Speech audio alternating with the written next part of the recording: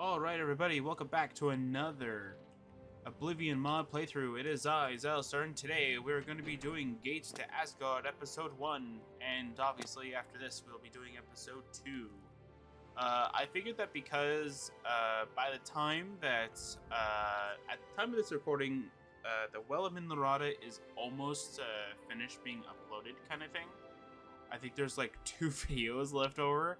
I might as well get started on Halloween stuff because I've just started uploading to the beginning of October kind of thing. So I figured, hey, we'll do a horror mod. And I think from what I remember, episode 1 was very, very short. So I just want to do something really quick because I did a lot of editing. So I want to make sure that these are all good now. Yeah, okay. So not much has changed for the regalia though, but I think it's mostly just the spell here. And I want to make sure that I don't have any spells that are not supposed to be here. Oh, I forgot to change your duration. That's fine. Yeah, so I've been doing a lot of editing. Yeah, I've been doing a lot of editing, specifically of just changing up, what is it? It's like changing the art, like the regalia, but mostly just changing the armor and such. So I'm just trying to make sure everything else here looks good. Yeah. I think the only thing is that for you, I gotta get rid of Helping Hand. And I think that's it. Is there another one I'm thinking of? Helping Hand and Reanimation. I think I gotta review. Because you're supposed to give me the same spells as the armor, and I've completely changed that. Which is good, because... Okay, so before we get into this horror mod kind of thing, I don't think it ever scared me. But that's me. Anyway. So before we get to these horror mod, allow me to explain a little bit about what I do for, like, my mod and such like that, right? So for the Dark King's Regalia / the Dark King's Armor, the reason why a lot of the spells are very out of whack kind of thing. So, like, as you can see probably with the Regalia, like, as you can see, the different kinds of spells that it has, like Ethereal Transcendence, I almost said Blessing of Talos, but that doesn't make any sense because that's actually from a different mod. Actually, I think this is just the base game. Anyway, like the Healing Vitality, Invisible Advancement, Light of Fates, Amplification, Swiftness, Summon Diatronach, kind of thing, Beguiling Voice, Bolster Ally, Courageous, Cursed Hand, Essence of Life, Helping Hand, Reanimation, and Blessing of Heroes. Death's Embrace, Elemental Pulse and Strike, and Paralyzing Shock and Skeleton Key. So the reason why that like you can look at this and go, what is this supposed to do, right? It looks like I'm supposed to be like some kind of, like, obviously I'm a wizard, right? Like, or a mage kind of thing, but yet I'm also a necromancer on top of that, and a conjurer at the same time, as well as being able to physically amplify my stats, as well as turning myself invisible, as well as, like, being able to support while also being able to, like, defeat enemies quicker. Like, it's kind of weird kind of thing on how it is. So I kind of want to take a relook at the Dark King's Armor as well as the Regalia, but the Regalia I'll do it after this kind of thing. But I want to go ahead and go around and just changing a little bit of what their spell repertoire is. So don't get me wrong, like, I could still give myself Helping Hand, Reanimation. I don't know if there was a target one that I got rid of. I don't think so. I think it was just the Self, which was the Summon Thy Servant one, which, to be fair, for the Lord of the Dark King, the Lich never made sense. It was supposed to be like a humanoid, like a devoted servant kind of thing, which I could technically use the Dremora as sort of like a placeholder for that, but it doesn't make sense for like a demon kind of thing to be that way either. So it's kind of weird. Because the summon that Drathis technically has in lore is more of like a genie kind of thing, so it makes more sense for that. But yeah, so like if I do want to conjure the armor kind of thing, we'll have a decent amount of spells. If you're wondering where the how to get the other set of spells, that's where the Amulet of the Undead King, if I remember, I have it on this character somewhere. Come on, mouse. Come on. Thank you. All right. If I remember correctly, I have it in here. Yeah. Yeah, so I've actually went ahead and gave some weight to some items. I still gotta do you. I completely forgot about doing that to the mystical relic, but anyway, that's fine. So yeah, so like the Amulet of the Undead King, so like as you'll probably be able to see as soon as I equip it. Alright, there we go, perfect. I've also nerfed it so though it's a little bit weaker. So as you can see though, like we got different spells here now. So for this, it makes sense for the so the way that the Amulet of the Undead King is supposed to be is more of like an undead wizard king kind of thing does it. The only thing that won't make sense into the repertoire is like to the spell thing is this right here. That's the only thing that doesn't make sense is the quicken flight one, but we all know why I have it in here. So the original purpose of the Amulet of the Undead King was supposed to give you Dramination as well as Quicken Flight, but the Dramination is supposed to be slightly weaker. But for the extra added spells, I figured that having like an extra, like an item that gives you like another box of tools you can use, right, would be very nice. So what the Amulet now gives you is Aquatic Steps, which allows you to be a little bit lighter on your feet. I figured 225 makes a lot of sense. I'm going to go ahead and go through the mana costs. So don't look at the magicka costs kind of thing. They're just whatever the spell that I copied the name for kind of thing. So I'm going to go through them again. I have a max cap of magicka they have to cost, which is 125. So I have to kind of go through them. So I gotta go through them all. So like Aquatic Steps, I can run faster, I can water walk. I figured water walking might be a kind of a nice thing too. I couldn't think of the name. Or like a good name to name them. I was thinking of like nautical, but I think nautical doesn't make sense either, so I figured Aquatic Steps makes sense. I tried to keep the naming scheme from like Oblivion, but also make sense for like my mod kind of thing. And Dispel doesn't really have a name that makes sense, which is very sad though, because I think it would be kind of interesting. And I kept trying to make something that made sense for like an undead for Feather, like Ease the Worldly Burden or something like that. I can't Ease the Living Burden, maybe? I don't know. I'm trying to think of like a cool quip that's like it's undead, but like it makes sense, right? That's the only thing I couldn't quite figure out is like the naming scheme for it though. But obviously with mana cost, I'm gonna have to change it. And then obviously the Summon Thy Servant one has been moved over to here, and Summon Thy Spirit, which is summons a new race. I think that's it for this, right? 1, 2,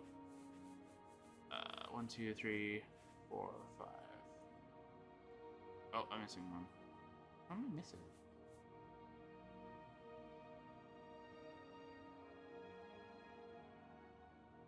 What am I missing here?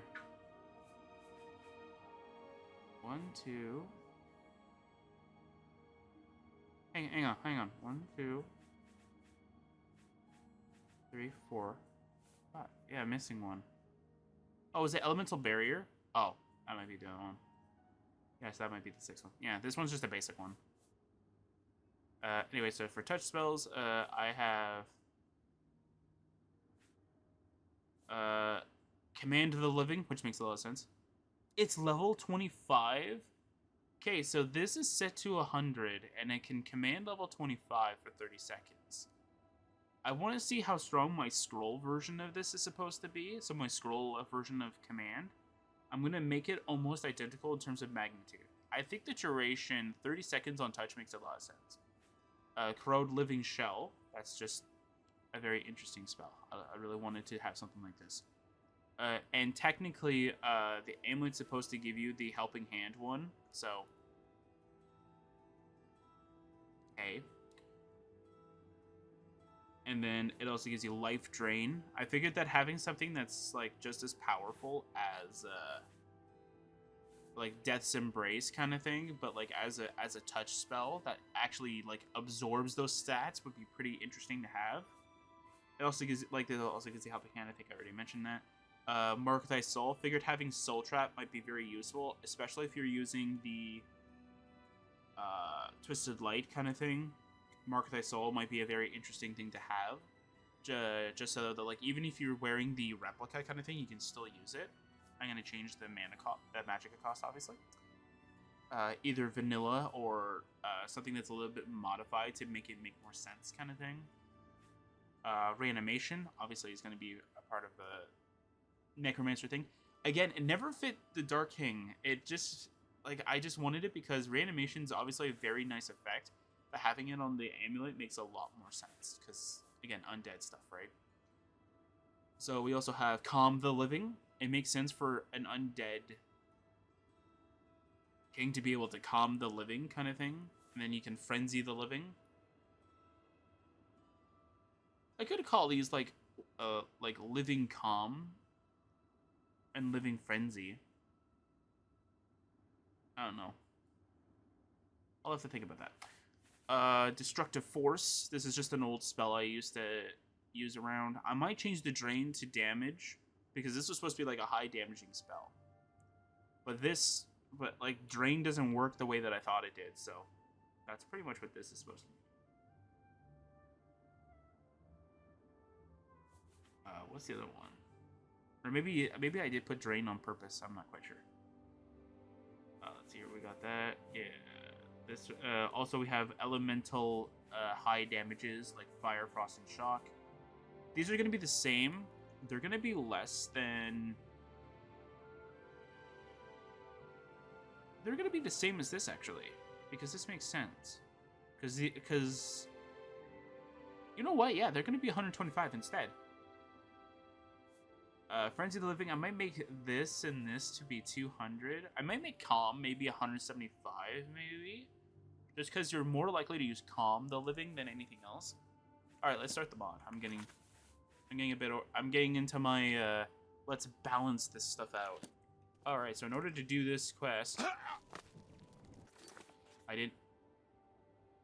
Oh, probably... Did I... Is it because I equipped the... Unequipped the thing? Alright. Hang on.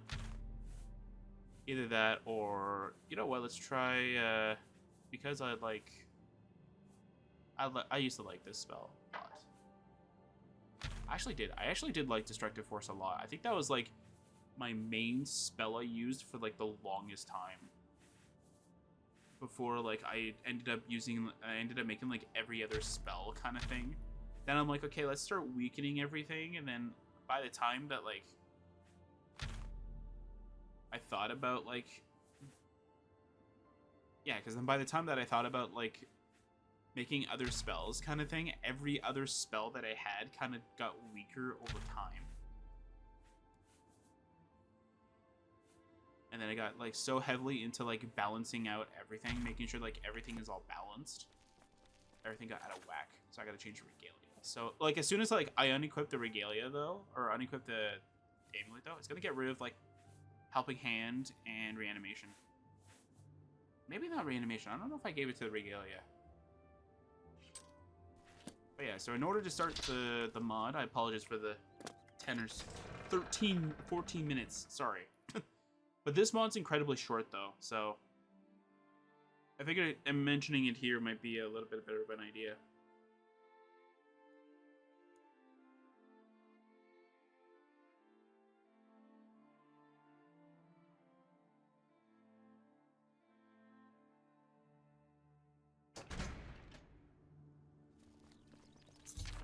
There we go. Alright. I hope this short note reaches you in time, please. Before you throw it away, let me say I'm sorry. Sorry for dragging you into that mess. And that I don't blame you for being angry. No more get-rich schemes, I promise. I gave the silverware back like you told me to. I should call you my conscience. You always get me out of trouble. Anyway, I've been in Bruma for some time now. I bought a little cabin just outside the city. A few weeks ago, I was in the tavern and overheard some traders talking about a ruin they found. Lucky for us, they couldn't find a way inside when they left. One of them dropped a drawing. It looked like an artifact of some kind, and I think it would be worth something to a collector, for a good cause. For a good cause, of course. Unfortunately, he came and took the picture, but I remember where the ruin is. The problem is, I need some help. I don't think I can do it alone. Can you forgive me and help an old friend? I'll give you some time to think, but if you can't make it in 15 days, I'll have to leave without you. The ruin is a long way, and the weather will be against us if we leave it too long. One more thing. If you can't make it, I'll understand. If anything happens to me, I'll leave the cabin to you. It's the least I can do. I am looking forward to seeing you. Okay. All right, a note from Ash and Rose. I have received a message from an old friend. We haven't seen each other for some time, and we didn't part on good terms. This message was delayed for some reason. Oh. Yeah, it's set to only give it to you when you're in a world space. That's why. So I don't know why it's not like Heart of the Dead or anything like that, where it's like, oh hey, we're gonna give it to you right when you start the game, kind of thing. Oh yeah, so we're gonna go to the Bruma North Gate.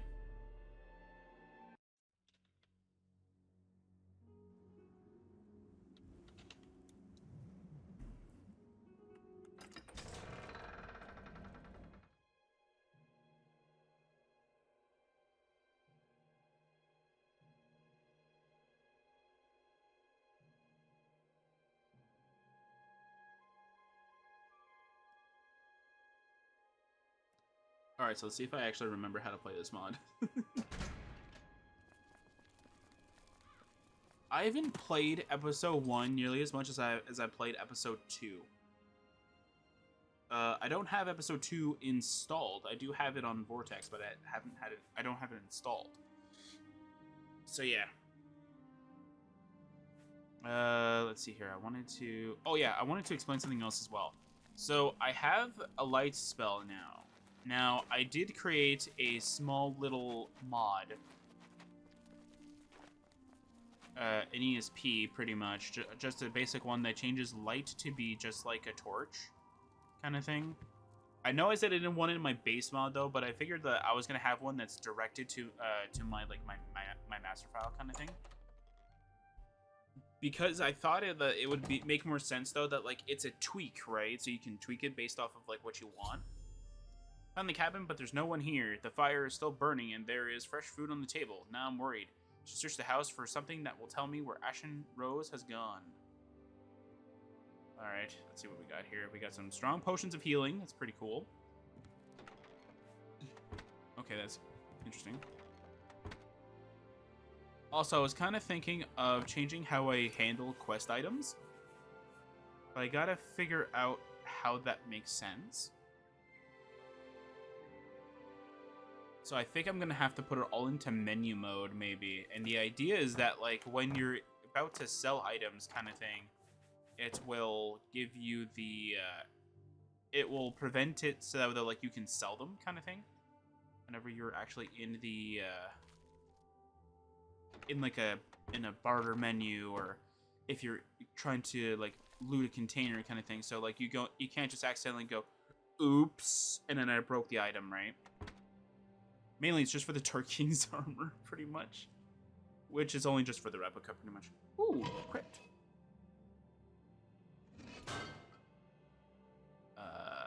A silver longsword. Ooh, that's actually kind of good if you can get that at the beginning. Like, if you just come in the Imperial City sewers, this is a good weapon to get a hold of right off the bat.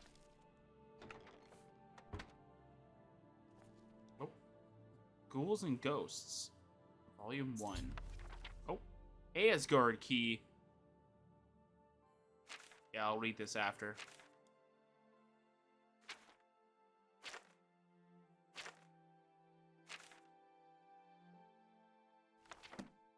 I found a map and a key hidden in a book. Now I know where to go.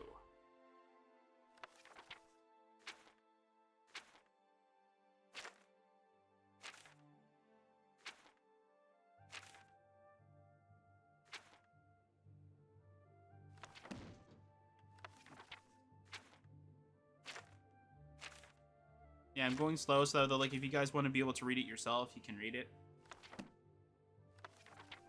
It'll be easier for you guys to be able to just pause and then read it. I'm not gonna read it right now because I'm gonna read it at the end. So if you want to know what that book says, I'll be reading it after. And all these are just vanilla books. Yep. Okay. Empty hist bottle. Ashen Rose is on his sap. She was anyway. It's empty.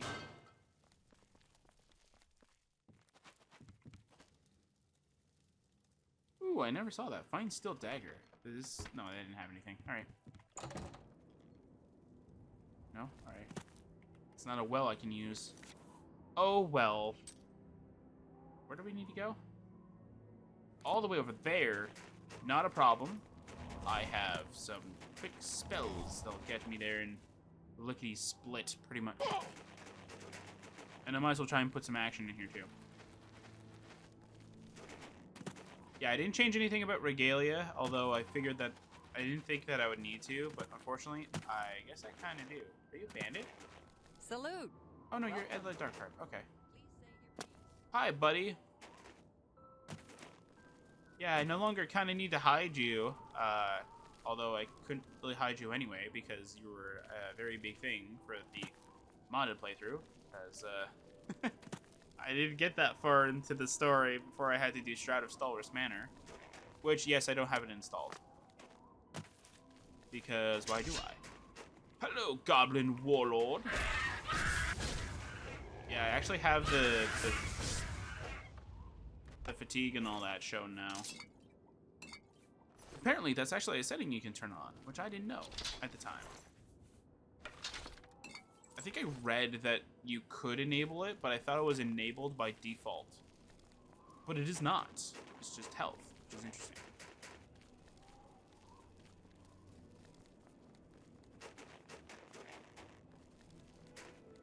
And I do need to do one test, though, however, for the Twisted Light, though. But I could do that on my own time. It doesn't need to be, like, on this kind of thing. Okay, there is a way you can traverse this mountain on this side. I can't remember how it is. Because there is a way you can get to, what is it, Null Mountain? Yeah, there's a way you can get to it from here. I think I'm going the wrong way, but somehow the game is giving me the way to do it. Maybe it's over here. Oh, would you look at that? I'm now Draminated. Nice.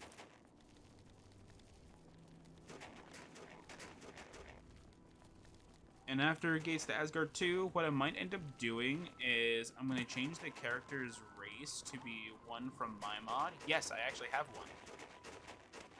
I named it based off of the race that actually is from where Drathis actually technically comes from. It's one of the very few, though. And I actually gotta remember that I need to actually write the description for the race, because otherwise it's blank. What is that? Hang on here, Null Mountain. What's that? Hang on, that's actually more interesting than anything else in here. What is that?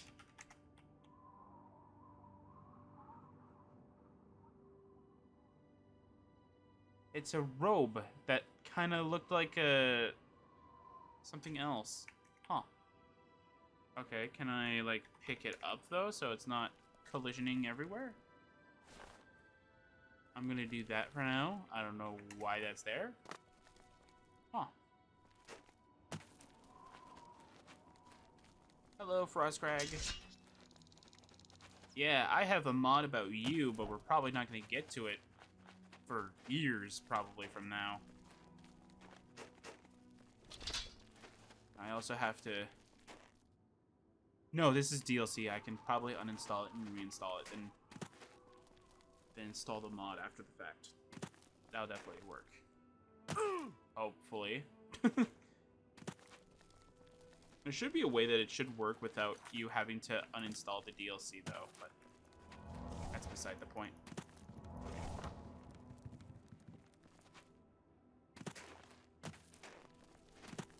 I'm just gonna skip through the mountain. Hello, Oblivion. Oh, right. So the reason why I changed it from the servant to the astronaut for at least the regalia was because I still wanted to summon.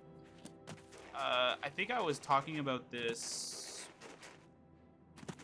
maybe before or maybe something else. I've been playing through like pretty much how I test around like different scripts and items kind of thing, and knowing like any household thing kind of thing. What I try to do is that like I'll play through Oblivion on my own time kind of thing. I should probably start streaming and just do it that way, where I'll just randomly go through like Oblivion on stream kind of thing, and then just like add items as I go along kind of thing. Lately I've been working on a new item that we'll probably never ever use on this, but it's an interesting item nonetheless to just have. And yeah, I usually just typically like to go through them and just improve things and such. I found the ruin. I was gonna say, no I didn't. Like, judging by this, I haven't found anything. Like, this is where I was when I got that quest pop-up. I didn't find a ruin. I found nothing. Now I found the ruin. Aesgaard ruin. Ooh, okay. What is this? Main chamber needs a key. Do I have a key? I do. I have an Aesgaard key. Alright, so since I'm more than likely going to need torches, okay, I'm gonna drop this out here. This isn't something I got from the mod. It's just something that was randomly out in the world. So we're just gonna keep you right here, buddy. Yeah, don't go flying around over there. I want you right where you are, right here. Alright, if I remember correctly, this mod also recommends you to not use Night Eye at all. It'll kill the atmosphere kind of thing. But I think if I remember correctly, it also tells you not to use light spells unless absolutely necessary, right? Oh, their key was removed. I found the way into the ruin, but the key has turned to dust, and the door has closed behind me. I can't move it, but there must be another way out. First, though, I need to look for Ashen Rose. You do that. Meanwhile, I will have torches. I will have torches at my disposal. Hi, buddy. They got their Christmas decorations up. You're a bit early, buddy. You're still in October. Oh, hi. Don't worry. I've got something for you. I'm gonna drain your life. Oh, drain your life. Aha, drain your life. Perfect. I wish that you can make it like you can tag it, so though it doesn't work on undead. That's the only thing. I think you had a weapon, but I don't think I can pick it up. Either that or it flung somewhere. There you go. I hate it when enemies do that, though. When their weapon just flies out of nowhere. Either that or it's very well hidden in here. Ooh. Alright. Nice. So this is a horror mod. Oh, you got a key to treatment rooms. Okay, cool. Is it floating? Or does it just look like it's floating? Ooh, an iron dagger. Nice, thank you.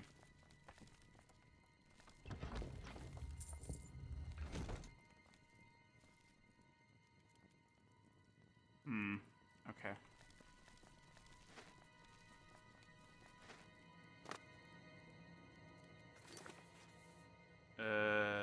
Do I have anything else that's like... No. Guardian Lich. Ooh, Superior Wound Tome. Nice. Thank you. There you go, Guardian Lich. That doesn't look like it did much. It's supposed to do 200. Did you heal or something? There you go. That makes more sense. Ja!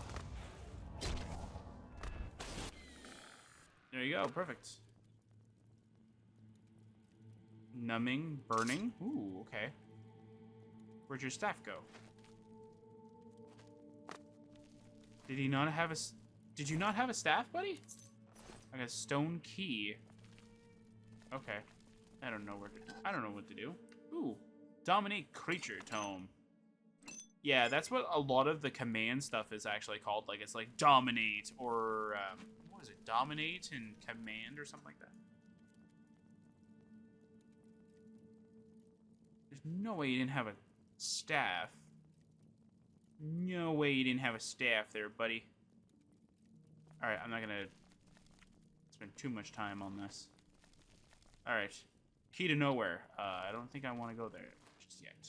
What is this? Dark path. Ooh, dark path. What's in the dark path, I wonder?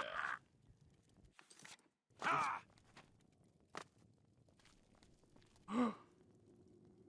What's this? Alright, alright, hang on. Maybe a little bit right back here. Alright. Here we go. Oops. I don't want that. Alright, there you go. Alright, so I may crash. I did all tab. I do have to walk through though. I want to make sure I'm doing it properly, right? Alright.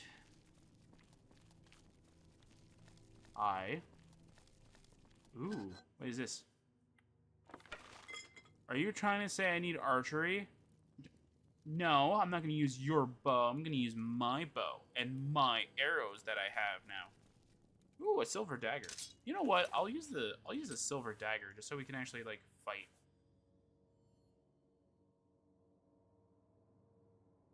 You know what? Just in the spirit of the raid, I'll use a silver mace. Ashen's nose.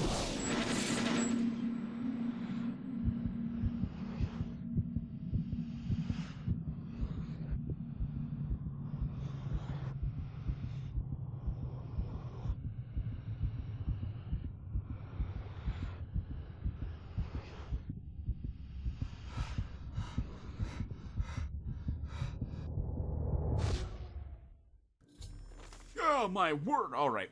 My hands are shaking. I don't know if I can control it much longer, but I have to write this down before I forget. I am in a dark place, but I don't know how I got here. I think I was looking for something. I might have even found it. Yes, I think I did. But I don't want it anymore. Take it back. Take it. Please. I want to scream and scream, but I'm afraid to.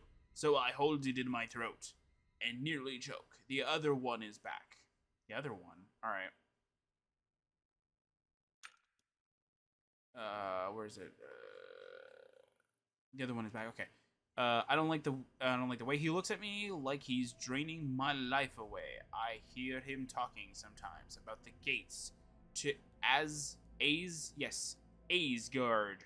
I don't know. What is that? A place? Will I be going there? I think not. There are others here now. I hear them creeping and crying in the shadows. Stop it! Stop it! Can you please tell me where I am? I found a note with Ashen Rose's signature at the bottom. I had a vision the moment I touched it. I feel as if I know her a little now. What? Anyway. I'm not sure what Rose is talking about, but judging from what I have read, she seems to be very confused. And bloody. Ew. Anyway. Hi. Yeah. This is definitely going to get it. Actually, it is a pretty high mana cost. Or magic cost. Makes sense. Yeah, unfortunately, like, its command creature also works on undead. Don't ask me why, but it does. Yeah. Alright, well, this is very thrilling gameplay, so we're just going to speed this up a little bit. Ha.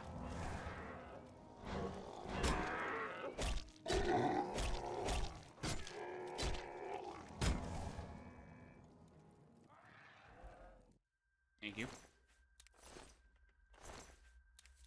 We can see the HP. It's not like I can't see it. Although I wonder if there's a way you can toggle it so it's always on kind of thing. What I mean is that like I can like I could like look at them and it tells me what their HP is. I wonder if there's a way you can you can tweak it so it does that. Can't loot that one? Alright. Sometimes you can loot those bodies, sometimes you can't. Just needed to know which one that one is.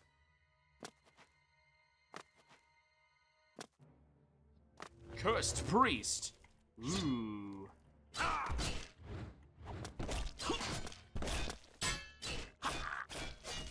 No!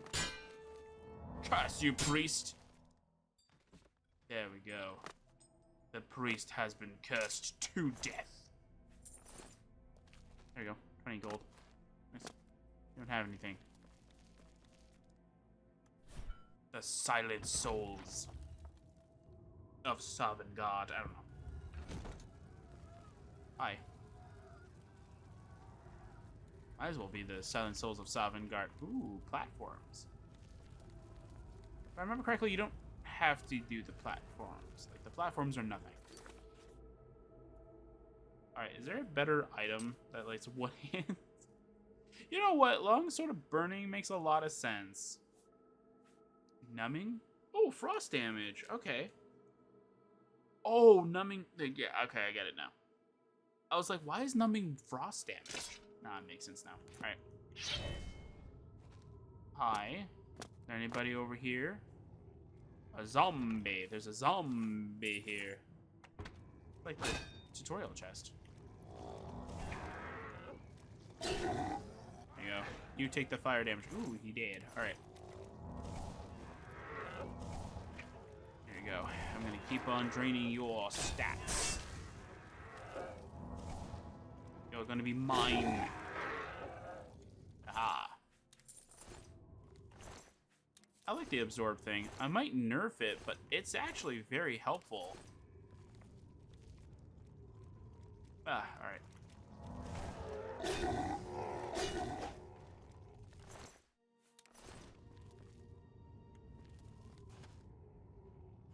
Oh, another zombie. Where's the zombie? There he is.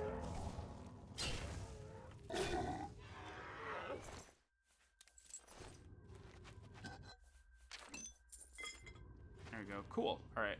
Strong potion. You told us not to use light. All right. You know what? Just for the sake of just like showing you guys, I actually did do the change. Hang on. Hang on. Nope. That's not the right spell. I'm gonna go and unequip the thing. There you go. As you can see, because apparently it's like, I think it's like light is not like recommended, but like between light and night eye, don't choose night eye. Or maybe that's 2. Maybe 2 has that. Maybe 1 is like, ah, here's some light potions. You know what? No, I'm actually very curious right now. I'm gonna go look at that mod after this. Look at the mod page after this. Aesgaard prison? No, I'm not going into prison, man. No, you have no choice. You can't put me to prison. Ow, that's fire. That hurts. All right. Anyway, let's go. Guess we're going to prison. Oh, speaking of prison, I'm gonna finally do what I said I was gonna do. I'm gonna finally change my. Oh. I'm gonna finally actually do the influence script. Yay! I think I mentioned this a couple times maybe before. If not, I am remembering wrong. So what I mean by that is that like how influence is supposed to work is that it's not supposed to make it so that you can commit any crime after you're done the Thieves Guild to do it. Although I might keep that part. But the idea is that like when you're wearing the Dark King's armor, you are pretty much having a separate persona kind of thing. So like when you're wearing the Dark King, you're gonna have like a separate. Ooh, key to nowhere.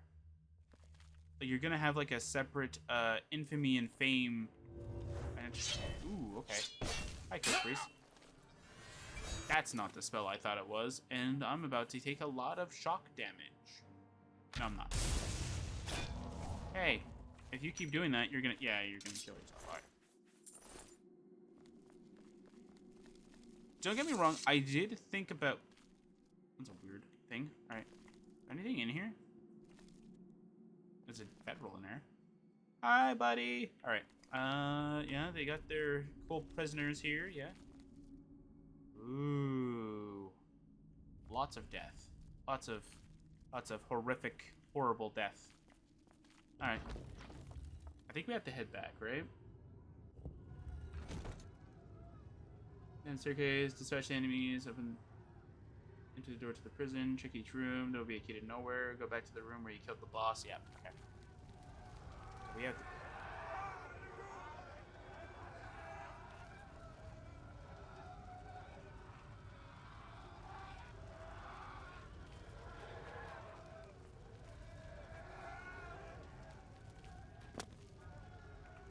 Oh, I didn't notice that before. There's screaming in agony. Alright. I didn't realize that until like I got back and then I started hearing something very faintly. I was like, what the heck's going on here? Maybe I was talking too I was talking too loudly and I couldn't hear it. Alright, let's go to nowhere then. Hello, Skull McGee. Alright, I don't know. The main chamber. Hi, buddy. Alright. Where's your staff? I'm sure you had a staff. I'm definitely sure that undead had a weapon. Unless I picked it up already. And I'm just not remembering that I did. Ooh, okay. This looks like an instant death trigger. But I am definitely very curious. Ivalon had one. Which was very silly that it did. Alright, is this an instant death trigger? Yep, instant death trigger. Don't worry, I got draminated after it. I died and I was draminated.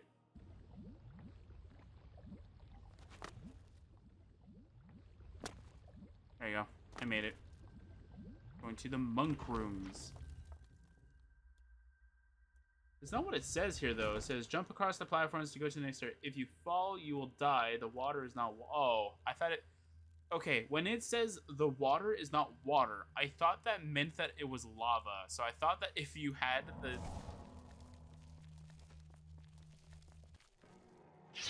My bad. I want to heal.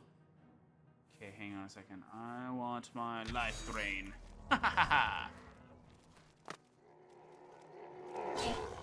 I know, I'm very fun when it comes to this. No? I did too. Perfect.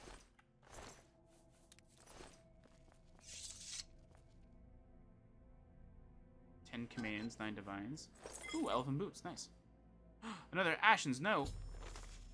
Oh, okay, good. I don't have to, we don't have another little thing. Alright. No, I spilled the ink. There's not much left in the well. What well? Oh well. And I have more to tell you. I have to warn you. Yes, a warning.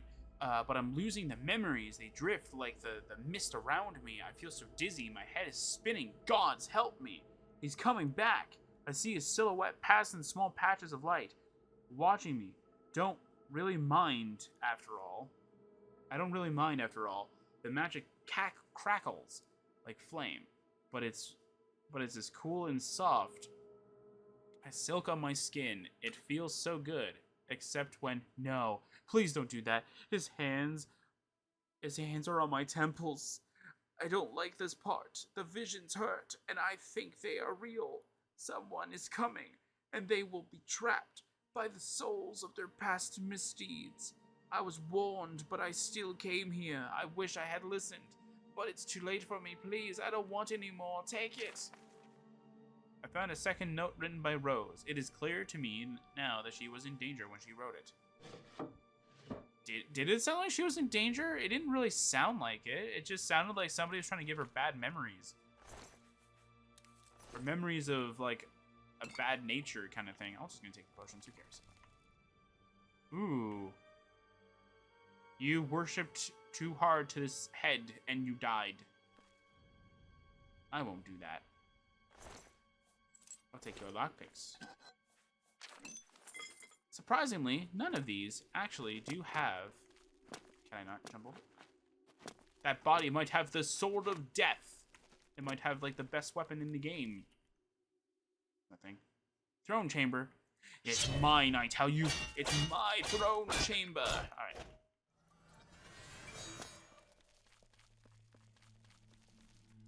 Alright. I can't open the gate. What the... Oh, the head. Alright. Prey room. Okay.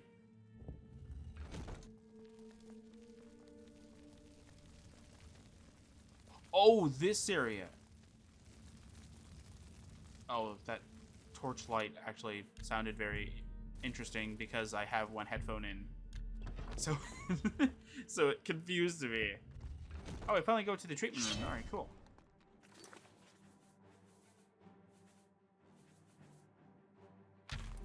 All right, frenzy the living. Doesn't really matter. They're level 36. I could let you embrace death, which I will definitely do. Embrace death. Embrace death. Taking too much damage. I must let my Atronach free. Frosty, deal with everything.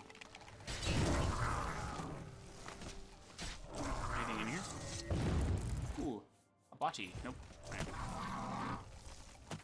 Ah! Frosty, you let one through!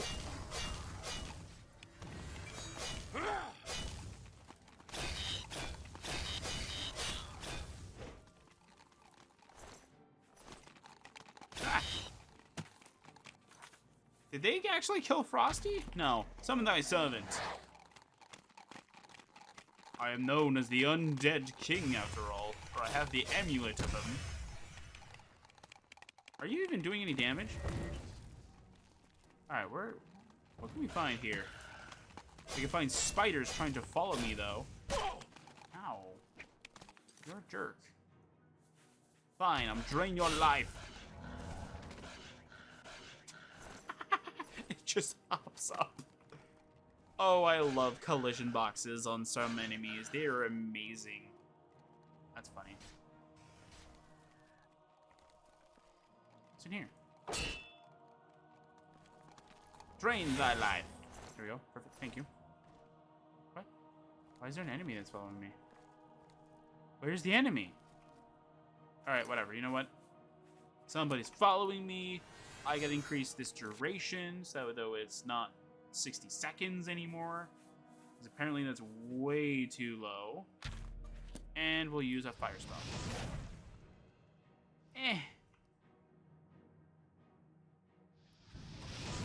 I should get them. Nope. I don't have to get them? Oh, they're hiding. Alright. Is there anything in here? Ooh, iron arrows. That's pretty cool. Not gonna give you much money, though. Why is the corpse not capitalized? Giant spider. You're wrong, game. It's not a spider. It's a spitter. I don't know. Alright. Go, Lich. Of untold devastation. Nope. Alright. What is this? Stone Door to Nowhere. Weren't we just there? Why is there another one? Ooh, what's this? Another corpse.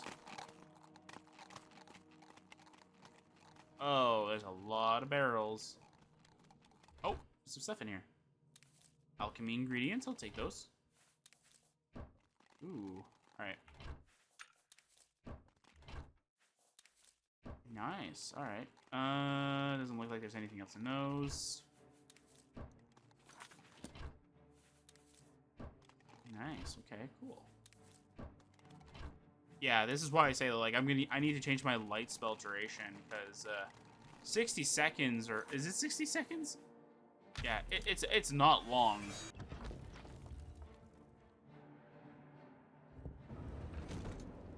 Oh no, doesn't this nightmare end? I thought this place was underground, but that is not the sky I know. I have no choice but to continue. No, this is where I got stuck at. Because I kept going back and forth. And I got lost. And I didn't know and there was no YouTube videos out there that actually showed how to beat this mod.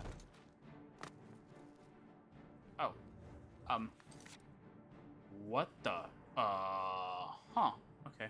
Well, just so you know, I'm gonna drain your life now. Drain your life. Thank you. Hello. I am an undead king that's gonna drain your life. Oh, would you look at that? Your life is now drained. Nothing in here. Okay. Oh. Hello, Spitter Queen. I have a friend for you. It's called Frosty, the Frost Astronaut. You're supposed to go down there, buddy. I'm not going down there. You're supposed to go down there. You are a jerk, Frosty. You're supposed to go down there. You're supposed to go do my bidding. Maybe I just need to do this. No, Frosty's not doing it. Okay. I know you'll do it. Oh, come on! Alright, you know what? I'm gonna go loot the things up here. It's Ring of Storms. Ooh, okay. It's not too bad. Oh no, I thought I had that lighting bug again. Oh, okay. I like this. Okay, let's see here. So we can get... Ooh. Okay, they give you like a kind of free Legion armor? Where's the gauntlets? I don't necessarily think the shield really matters though, but where's the gauntlets? You give me like the boots, the greaves, the cuirass, and the helmet. I'll take the rare armor though. That can give me free money later. And the healing potions is nice too. Legion gauntlets. Oh, okay, that makes sense. No, okay.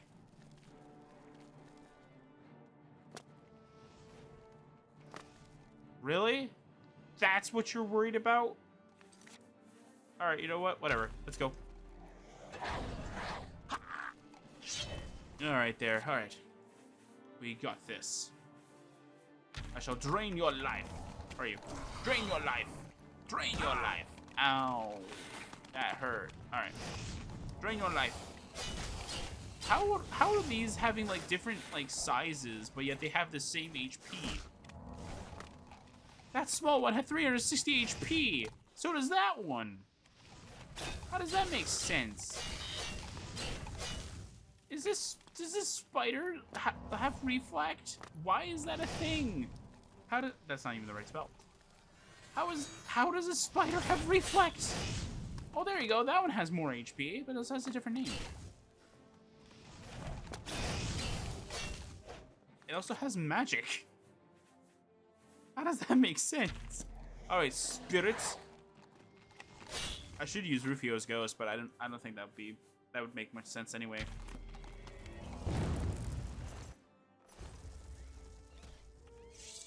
Here's the. Do you have? Oh, you have stuff. You apparently not. You should have more flesh. Yeah, I can sell that for money. Go, spirits. While I drain its life. Why does my spell end? Like so abruptly.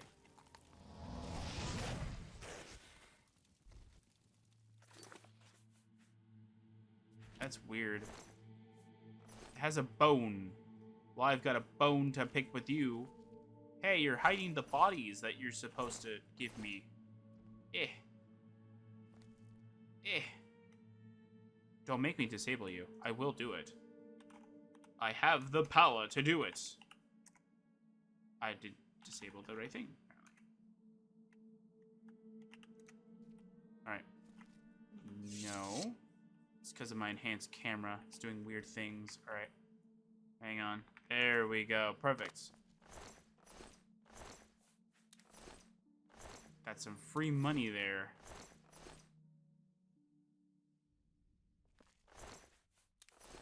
Oh, I can enable it again. You can go back there, buddy. Kind of weird that the spiders don't have anything. There's the dangerous spider stuff you could have just had them having as in terms of their inventory. I don't know. Anyway, going back to the treatment rooms. Uh-oh, we're on the other side of here. Spirit.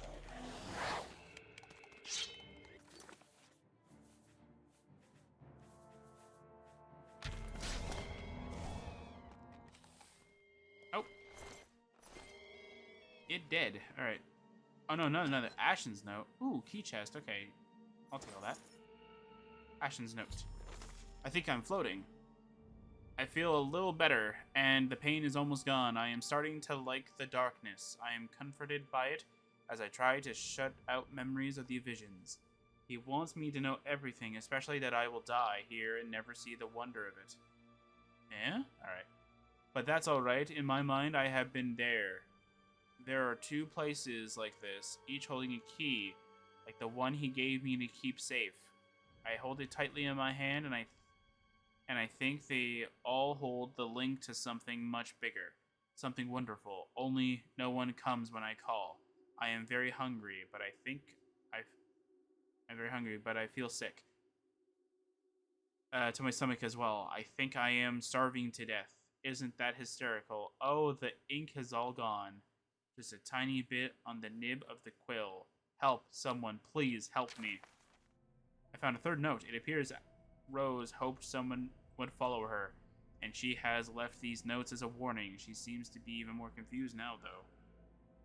Seems kind of weird that we're we're so far into it, and then she's like, please help me. It's like, or like she's serving them as a warning. It's like, we're already in here with you, kind of thing. Like, there's no way we're gonna be able to. What the?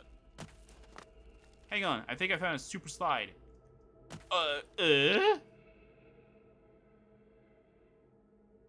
My hands were off the keyboard. Hang on, I'll do it again, okay? Hang on. My hands were off the keyboard the entire time. My character's still moving! Can I see that in 3rd person? Kind of? Alright. Uh-oh. Apparently seeing in 3rd person got me stuck. Never mind. I've got the door key. Can I open the cages now? Do they just magically open, though, because I have the key? Aww. Anyway, go back to the prey room. We're gonna prey on the room. Just jump on the room and start killing it. Alright. Nope. Yeah, I actually thought there was an enemy, like there's an enemy ghost. I'm like, how did I miss you? Anyway. Let's go into the throne chamber.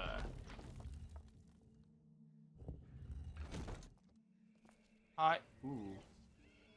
What is that? Who are you? Cursed Knight. Oh no, you don't seem like a you don't seem. Well, I almost said you don't look like a custom enemy, but that's not true. You definitely look like a custom enemy. Uh-oh. My light spell keeps going away. You gotta stop doing that. Alright, hang on. I'll drain your life. Your life is now mine. Ooh, I'll take that. Hey, I'm trying to loot him. He might have some cool stuff. He did too. Alright. I know how useful fatigue is to a knight. Stochins? I don't know. You don't have anything.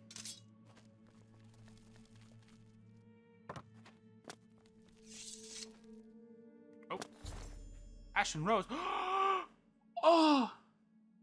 I don't think I've ever found this. I don't think I've ever looked. I have found Ashen Rose. Her body lays discarded in an advanced stage of decay, and it appears the black-robed demons have used her in some arcane ritual. She was grasping another note in her hand, and it says that this place exists between the borders of Tamriel and a parallel world. The only escape is through the abyss, the land of the cursed gods, and the gates of Aesgaard itself. It doesn't say itself, but I thought it made more sense. Anyway. Which can only be entered by using a key that looks like a dagger. It is spiritually guarded by a demon called Miriam.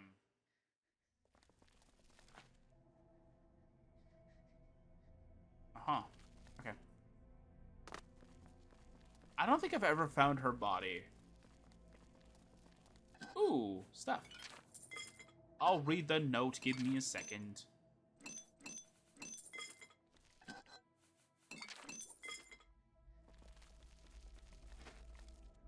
Oh, you got some cool stuff here. What is it?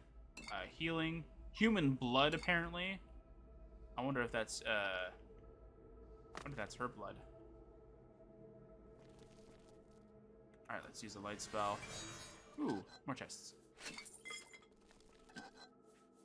Alright, hang on a second. Just want to make sure that there's nothing I'm missing. Because apparently I never found that body before. I probably thought it was just a normal zombie body.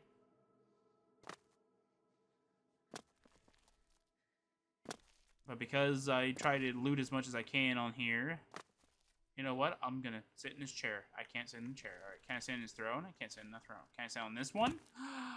I can, yeah. Alright, let's lead Ashen Rose's final note, I guess. I don't know which one's which. I don't know if I can control it much longer. No.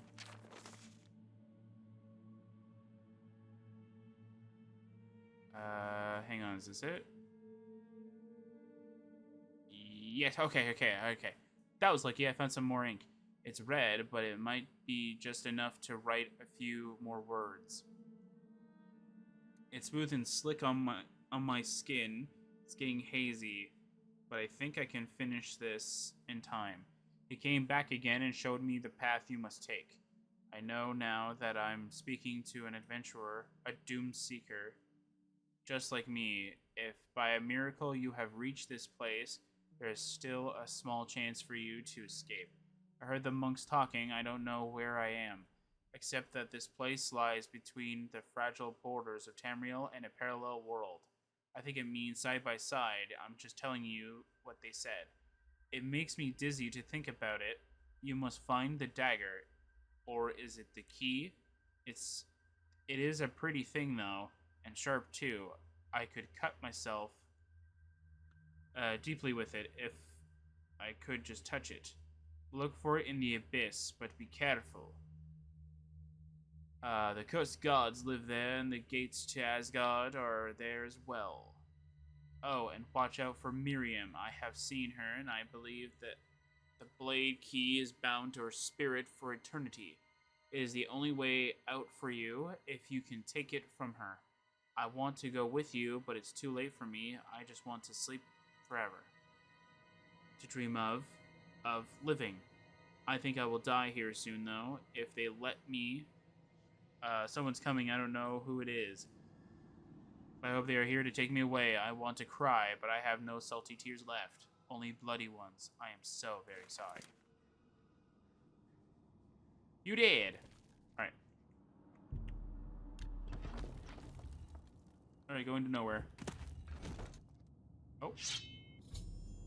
I found a portal. Perhaps it is one of the gates Rose described in her note. It is guarded. It is guarded by me, the Dark King, after all. Cursed General Raisin. Why is it raisin? Why couldn't it be grape? I don't know. Ow. Was grape taken? Is that why? Was your name taken by another person? Hey, buddy. Don't make me mock your soul. Aha. Life drain. Oh, the way is now open. A demonic being is dead, and its magical seal is broken, unlocking the gate. Cool. Fine Iron Claymore. Raisin's heart. I'll take Raisin's heart. I will save, and then I will reload, because we were supposed to do something. It is a mini-boss, and you know what that means. We need to test to make sure that it is actually worth it.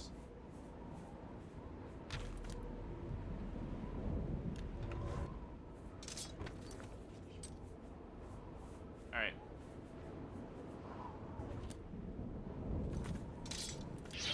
Alright, buddy. Need to see if you get affected by this. Come on, bro. Seriously? Okay, if you can easily just keep doing this over and over again and paralyze enemies.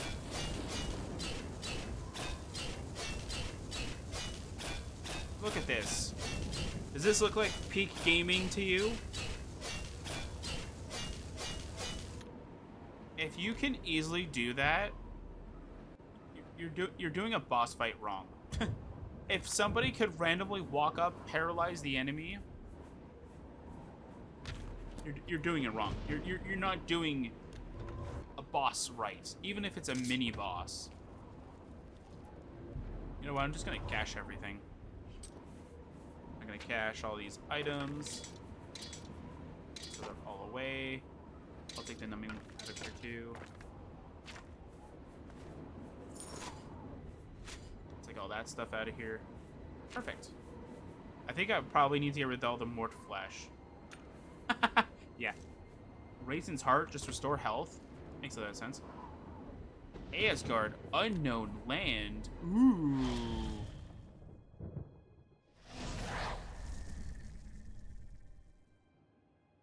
Eh?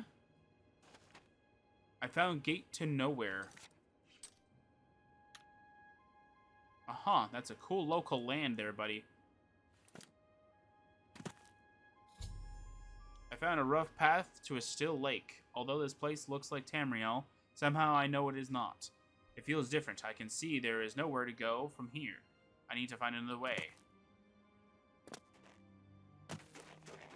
Hey, either I'm progressing this very slowly, though, but I feel like this is like... Oh. What are you? Well, whatever you are, you deserve to be drained of life.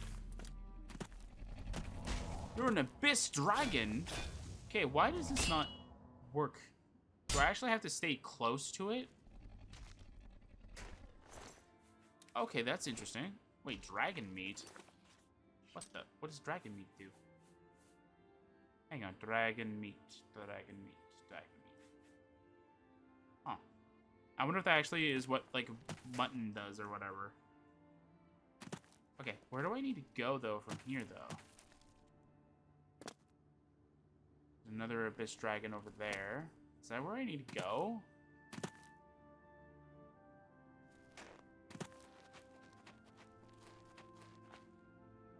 Hang on.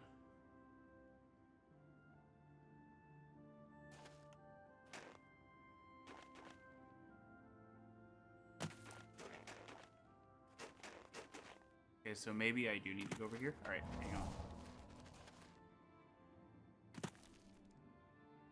Hello there, dear sir. I've got... Ooh, there's something under the water. Hang on, I'll drain your life.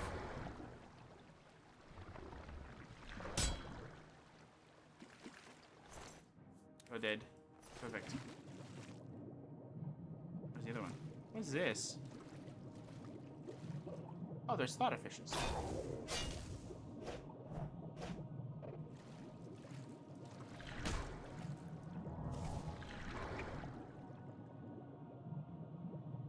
Any more in there? Nope. Apparently these slaughterfishes are very friendly, despite the fact that they are, I don't know, slaughterfishes. Anyway. Stoshan's tomb. Okay.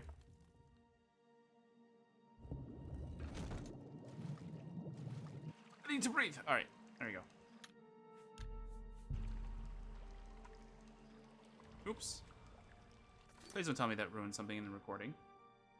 I clicked the wrong button. Alright, I didn't. Okay, good. Whew, alright. I clicked F5 and not 5. So I want to make sure I'm just double checking, make sure that everything's all good. Yep. Alright. Ooh, hi. Anything in here? Ooh. Potions of healing, nice. Never know when you're gonna need one of those. I definitely know I won't.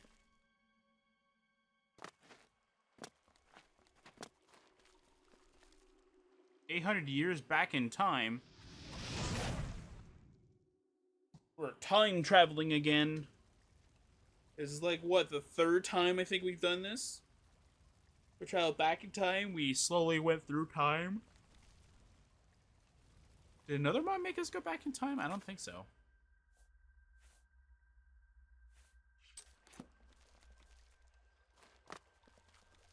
Ooh, Stochan's blade. I have found Stochan's sword. Well, you didn't. You didn't need to have a quest pop up for me to know that. Ooh, 10 points on strike. I'll freaking take that. I'll drain your life.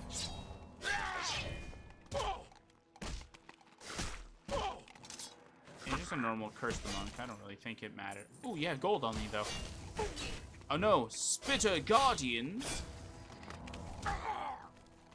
Actually, we could test to see if they actually do get affected by it. Hang on. Do you get a Ugh.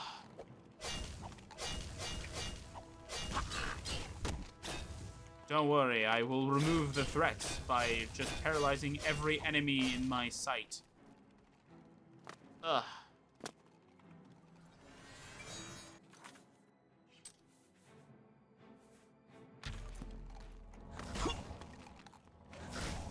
Just gonna keep hitting you. Yeah, that guy just... You just pretty much killed your friend here.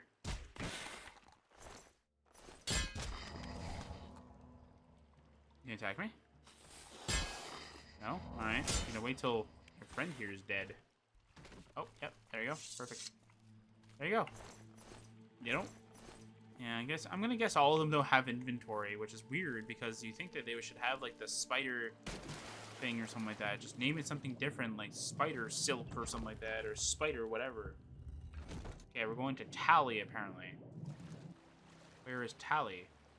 Oh. I found a small settlement, but it looks deserted and desolate. It also looks like it's got some slaughter. It's got a slaughterfish infestation. You can be... I actually didn't know a slaughterfish can actually be affected by it, but I guess, yeah, I guess it does make sense.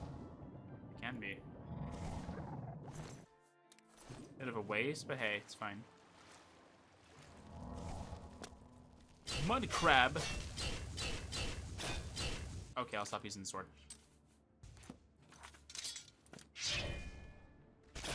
But it's fun to use. I'll probably create another sword that uses the same model. House. Hello? Ah! It's a wraith.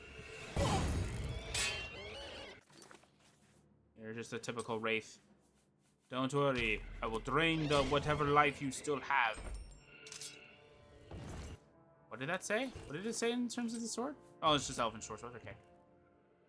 That doesn't have anything. Alright. What? I'll drain your life. Don't worry. I shall lay you to rest. There's a glass dagger here? Okay, this mod has to be leveled. There's no way you would just give somebody a glass dagger randomly. Come on. There you go, thank you. Ooh, ectoplasm, nice. What? Oh, okay. Anything in here? No. Yeah, I'm not gonna take, like, if yarn had, like, one value, I'm not gonna take it. If this was, like, the Imperial City sewers, yes, I would take it, but... Ooh, soul gems, human heart, dragon meat. Take that. More human heart, more venison, nice. Can sell those for lots of money. No, I'm not gonna make potions either. We're just gonna sell the ingredients as is. If only there was, like, for alchemy, there was a perk that said, like, oh, you get extra money from selling, like, ingredients or something like that.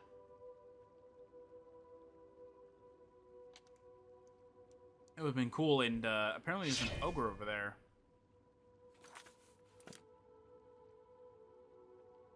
I'm locked on.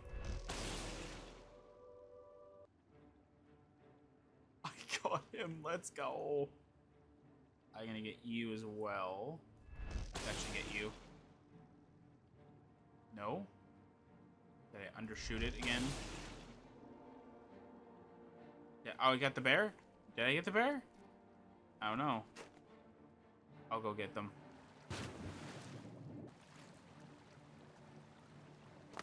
Aww.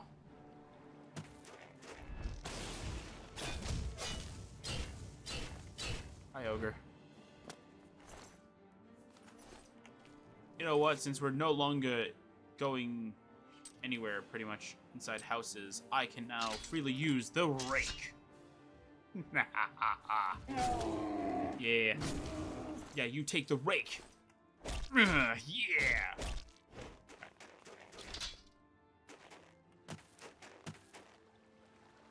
If only I was using Oblivion XP, that would have gave me a lot of experience.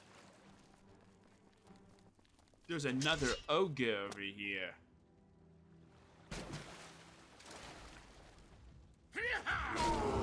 Look at that, half HP. I can two-shot with power attacks. Let's go. That's awesome. So level 35, max blunt. I think that's like 10 times my level. Where's the mud crab? There's like... You be quiet. Crab meat. Cool. Alright, let's go into this house. I know one of them has the key, or whatever, that leads you to the ultimate victory. Hey, look, a bed! Man, if we were definitely playing with a character that could level up, this would actually be a perfect thing.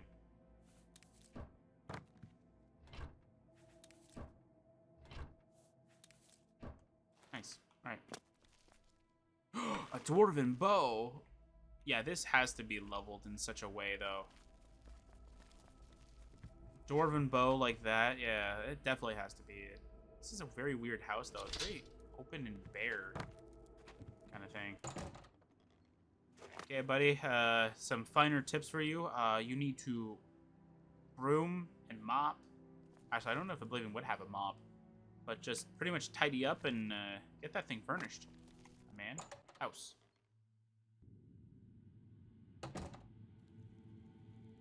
Yeah, like this person. Like, look at this person's house, man.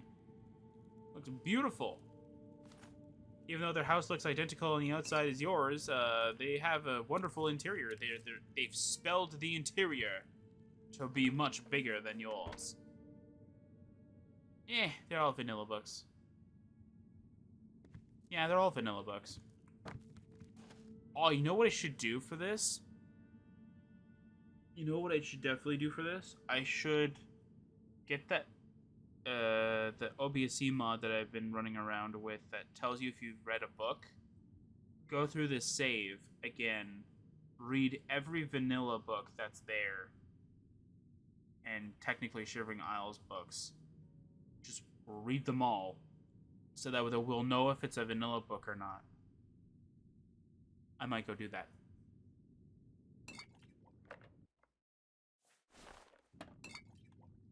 Okay, apparently it told me I got there was a key, but then it didn't give me a key. You know what? Sure, take all the silver stuff. Who cares? I don't care. Bed. Oh, there's the key. Okay. I probably moved it in such a, like, slightly that it made me go to the jewelry chest thing. Is this storage? No. One day I'll get my wish that mod creators will start using wells as that, but this won't be the day. Yes, I know, I'm speaking as if, like, people are still making mods for this. Or at least quest mods. How far did you think you were going to go with that, buddy? You're not giving me astral vapors.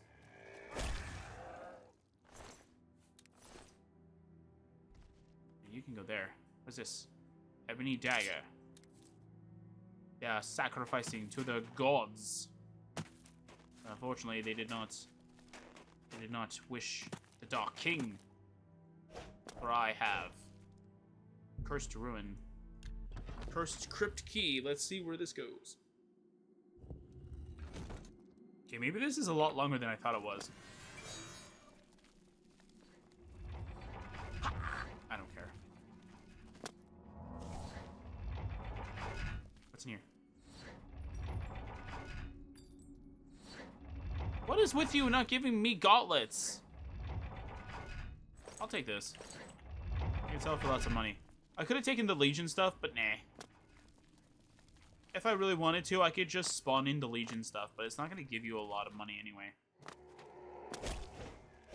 It's Legion stuff. It's not like it's meant to give you money. I mean, if you're a level 1 and you can somehow get Legion stuff without getting a bounty, do it. Like, it's actually a really good armor.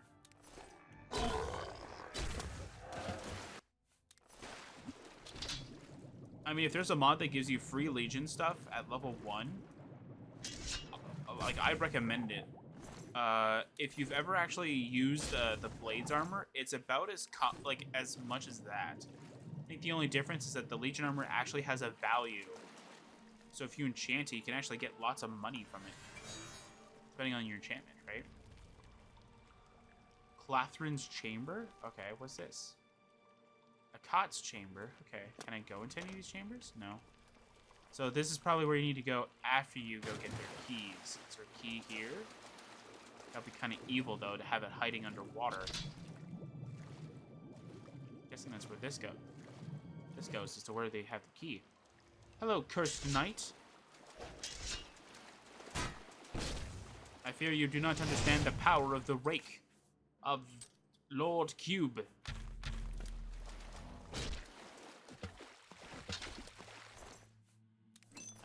Why do you have Daedra teeth? What? Iliad Kaffa. Alright, cool. Oh. What's in here? What's in here? Exit to sewers.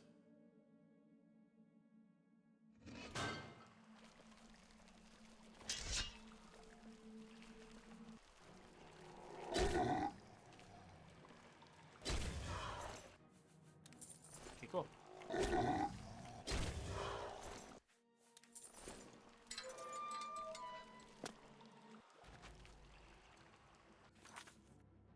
Okay, let's see here. Oh, my light spell.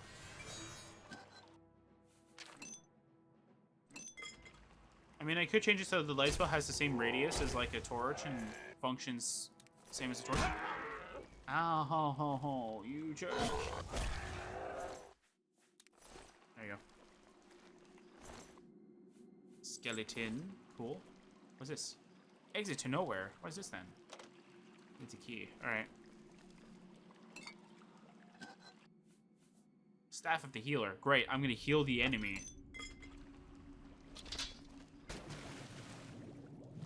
Ooh, stuff. Aw, if only there was... If only there was like some cool, like, hidden items in here kind of thing. Like, Stoking... Oh, technically Stoken's sword is not really hidden because it has a quest pop up.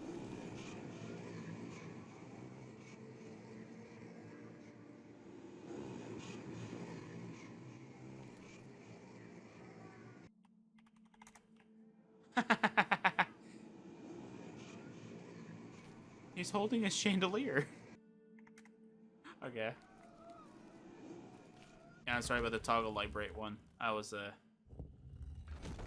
Oh. Oh, this was extremely buggy when I first played this. Then again, playing on a really horrible laptop does actually have its disadvantages, so... Yeah. Hi, buddy. Are you in here? Are you in here? Eh.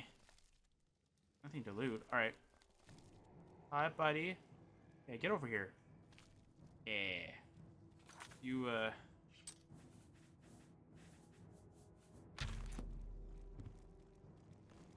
Yeah. Oh, come on! He juked me.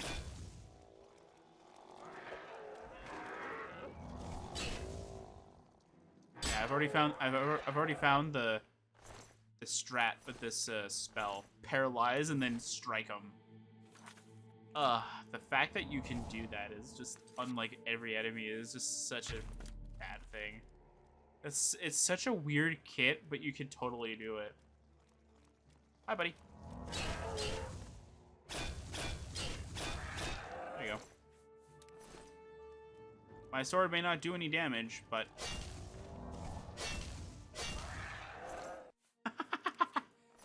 Alright, let's see here. Who are you? I don't know who you are. Apparently my thing only cares about other things, but I do know that you look very custom. You look like a very... I got green spore! Oh, there you go. It's a cursed general something. What is it? What is it? Clathrin.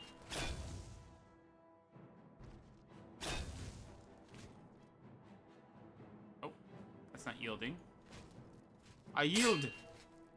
Don't reject my yield!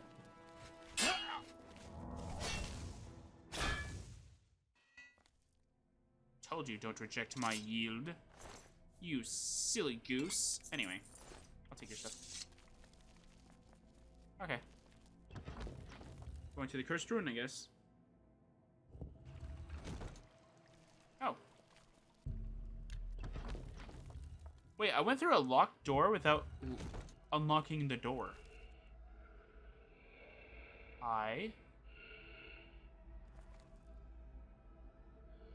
Uh-huh. Nothing. You didn't have anything. That was a bit delayed, though. I kind of thought I was going to crash. You know what? Yeah. It kind of had it coming. This is this guy.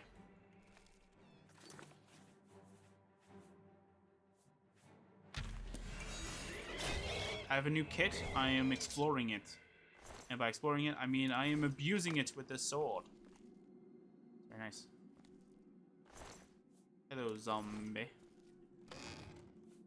Ooh, okay. Oh, this would be a perfect ambush thing. Where's the oubliette when you need it?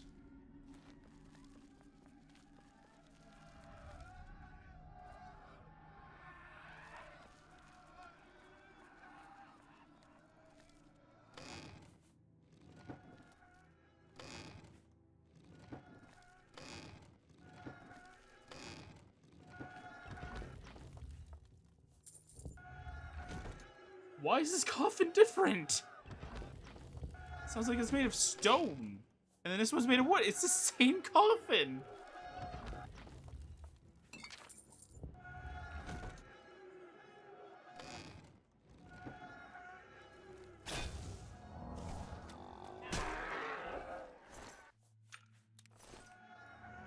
Heal.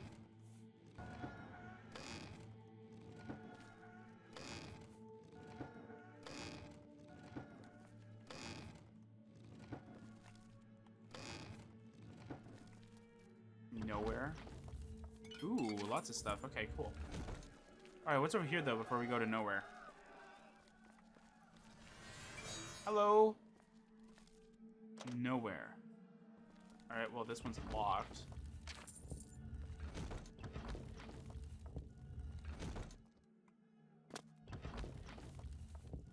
That's got nothing. Alright. Ooh, the key to paradise. Queen Akat. Beautiful beyond the scope of man's vision. She wanted to pass through the door to paradise, but the guardian would not allow it. Only the offering of her head would open the way. But the castle with the sealed doors already had the gift, and crimson droplets fell, while the guardian held closed the doors for all eternity. Cool.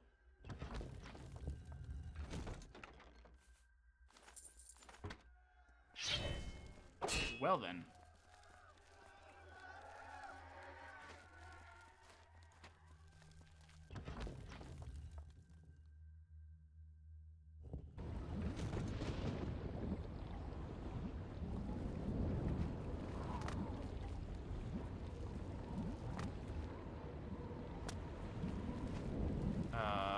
No enemies.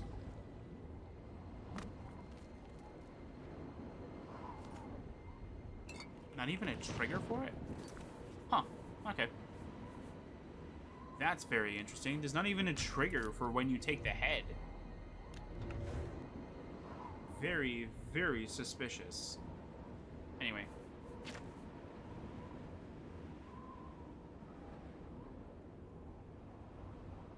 Okay. Anyway, let's go and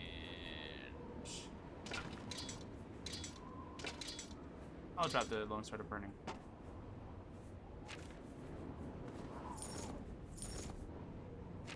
You know what? Drop all this stuff in here. We're not going to be using it. But we're getting a lot of gold, though. 7,000, and I haven't even, and I haven't even sold everything yet. That's a lot, especially for a mod that's supposed to be, like, more of a horror thing.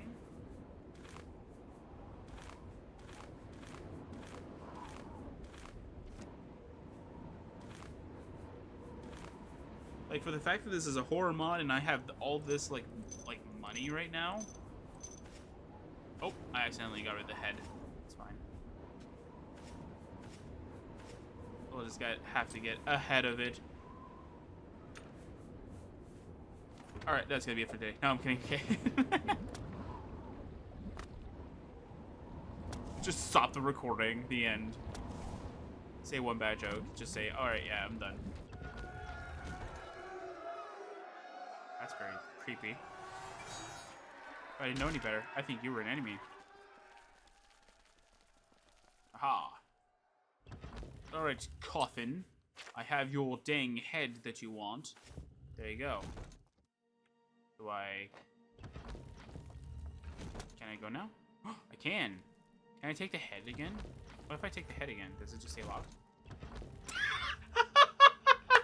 Woo! We broke the game! Where am I? Uh-oh. It didn't like that. Oh, no. There we go. That would have been funny. It's like, did you just take the head again? It's like, yeah. To the abyss.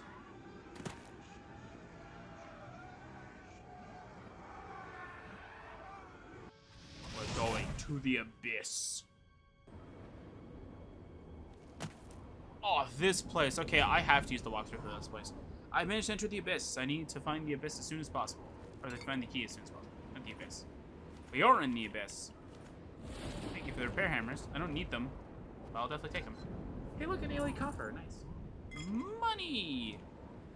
I don't know if there's anything in here. I don't know if there's any secret or hidden items in here. I kind of don't want to go looking through them. Hey, can I clear the weather by chance? Hang on, I'm curious. I'm very curious. Can I actually do it? This weather, 3H E. Oh. Cool. Oh. It did not like that. It didn't like the fact that, like, I changed the weather for a short bit. You know there's that giant thing, though. Let's see if we can take it down. Hi, buddy. Abyss God. You definitely look like a god. Alright, I'm gonna drain your life, though. Life drain. Oh. You think you're very strong? Well, you kind of are. I'm out of here. Bye.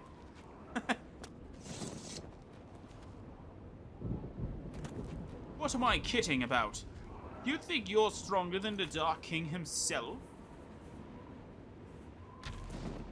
I don't think so. I think it's about time I unleash my true power upon you, beast. It's time to unleash the Dark King's true power. And you broke again.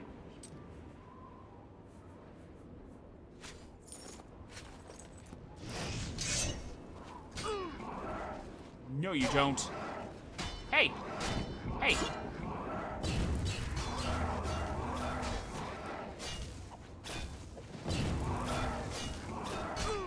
You know what? You know what? You're being a jerk. You know what? You are the biggest jerk I've ever seen. Get over here. Come on. Come on. Death's embrace. Why do you look weaker than you should? Oh, wait. Yeah, I know why. Why is this weaker than it should be? That's right, I'm using the replica. There you go. That's what you deserve. Okay, you have a lot of regeneration. Okay, I'm gonna leave you there. I don't know where to go, though.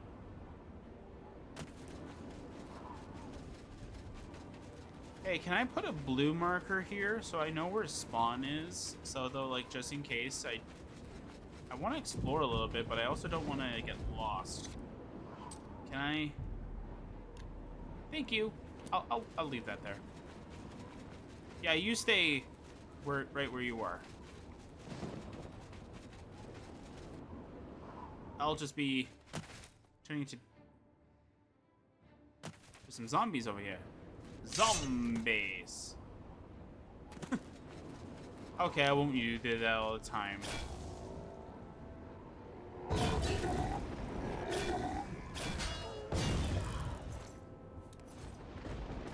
Are you not getting your attack bonus, buddy? You should be.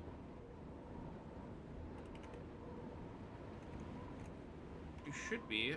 I thought I fixed that. Okay, hang on. Okay, attacking me? Yeah, okay. You're supposed to... Okay, well apparently Twisted Light is broken. Either that or I didn't properly fix it. Oh, now you work. What? Okay, whatever.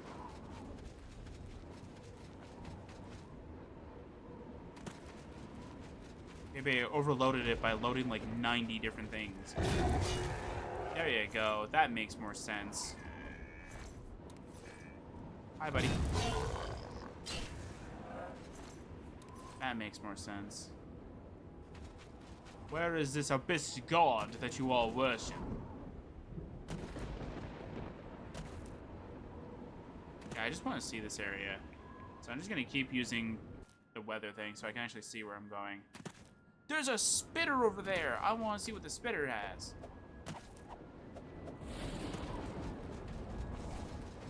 Spitter!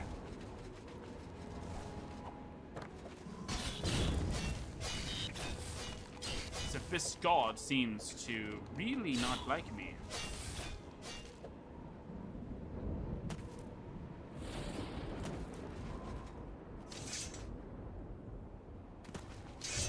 Cursed knight, I'm gonna curse you to death. Haha! You've been cursed with death.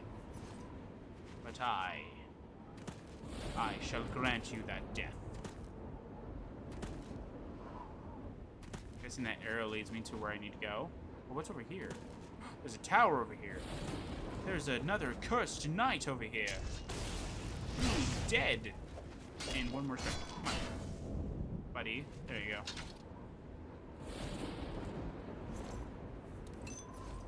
Yeah, so instead of the summon thy servant one, I pretty much just gave the Dark King bolster thyself, which is just like an extra little buff kind of thing that actually is leveled, or is, not really leveled, but like obviously if you summon the armor, it's much stronger than this one. And for the touch spell, I have the Beguiling Voice. And there was another one too.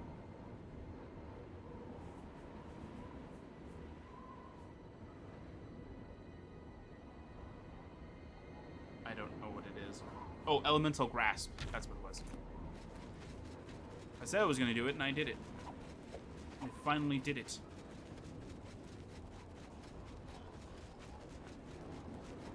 Alright, well, I'm not going to... Gonna loot this stuff.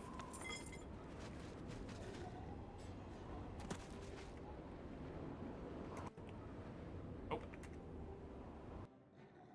Just want to see if there's anything else here. Nope. Just you guys. Okay.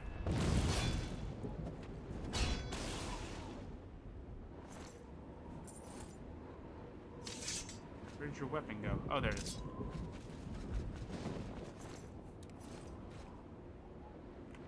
Is that literally everything here?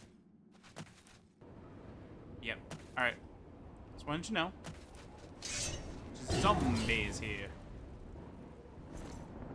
Am I gonna fight every zombie? No. I'm gonna fight every zombie. There's another zombie apparently on the thing. Oh, there it is. There you are, buddy. And you're dead. Nice.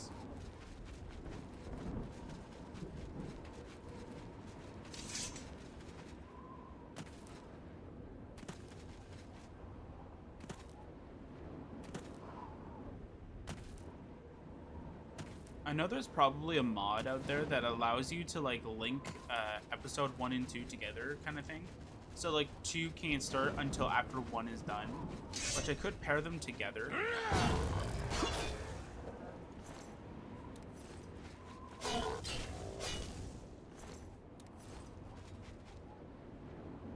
You know what? I'm gonna follow the arrow. Oh hey, ruins of a house. This is where I found where I fought those spiders. Okay, yeah, you don't have to follow my exact directions kind of thing. I'll actually go do what the walkthrough says. Let me just get back to spawn.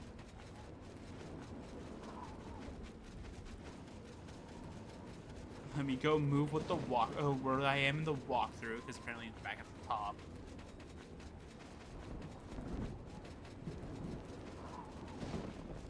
I'll save here, just in case I end up crashing.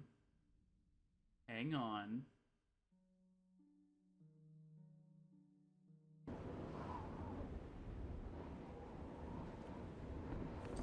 Actually, I am curious what kind of loot those guys do have.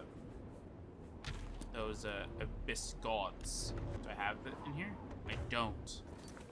Alright. If you're curious, I am too. Let's do it. I have it, so don't worry. I have what it is. Because it says, do not bother trying to kill the giant gods of the abyss, as they are almost immortal. Oh, also, I did change it, so now, though, yeah, we now have weather here. It's very cool.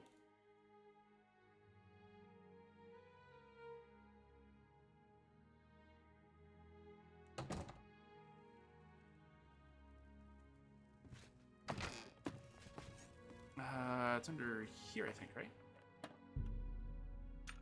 Hang on.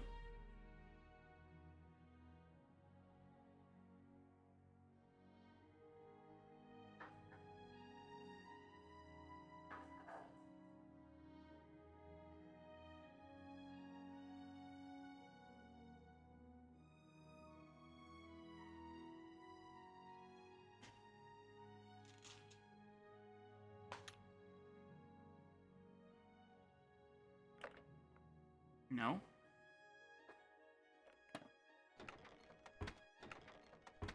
Are the strips not working anymore? Either that or I took the sword and threw it somewhere.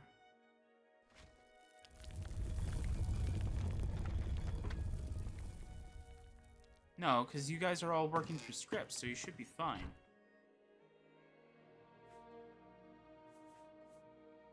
Yeah, you know what? Sure, I'll do that.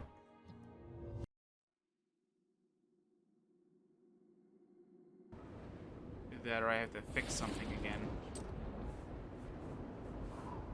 Should have worked. It should be after 24 hours after you install it. It should work.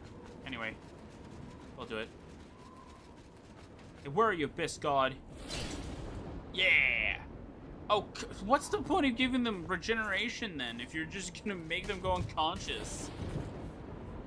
That doesn't make any sense.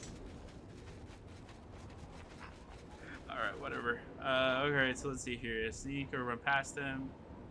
They won't bother you unless you get too close. There's a path to follow. Continue past the dead tree until you see a small depression. I don't know what that means. Let's go through this portal. This portal looks very nice and ominous and very far away. There's an altar here. Where's the altar? Ooh, the pit of dead souls. I don't know if that's actually what it is.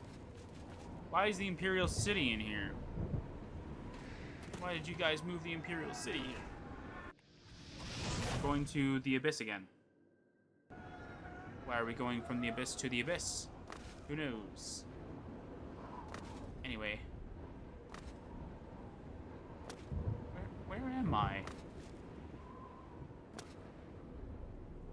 Oh, looks like we're gonna be doing some platforming. Very cool. Don't worry, with Acrobatics 100, you can also do what I'm doing. Hello, level 3 imp. Goodbye, level 3 imp. You're dead.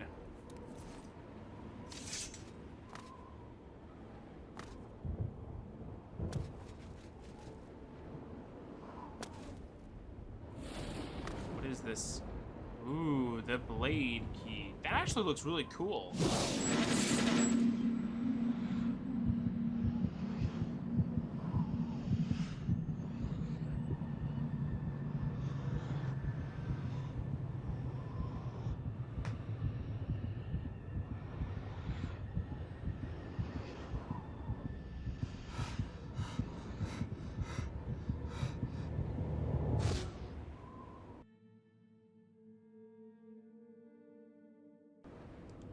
Oh, okay.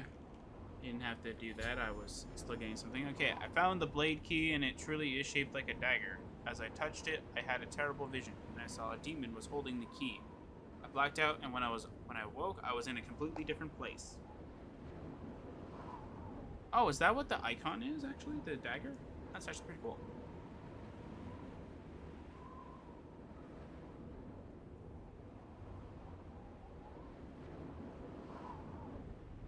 Whoops, accidentally hit the mute microphone button. Alright, where are we going? We're going over here.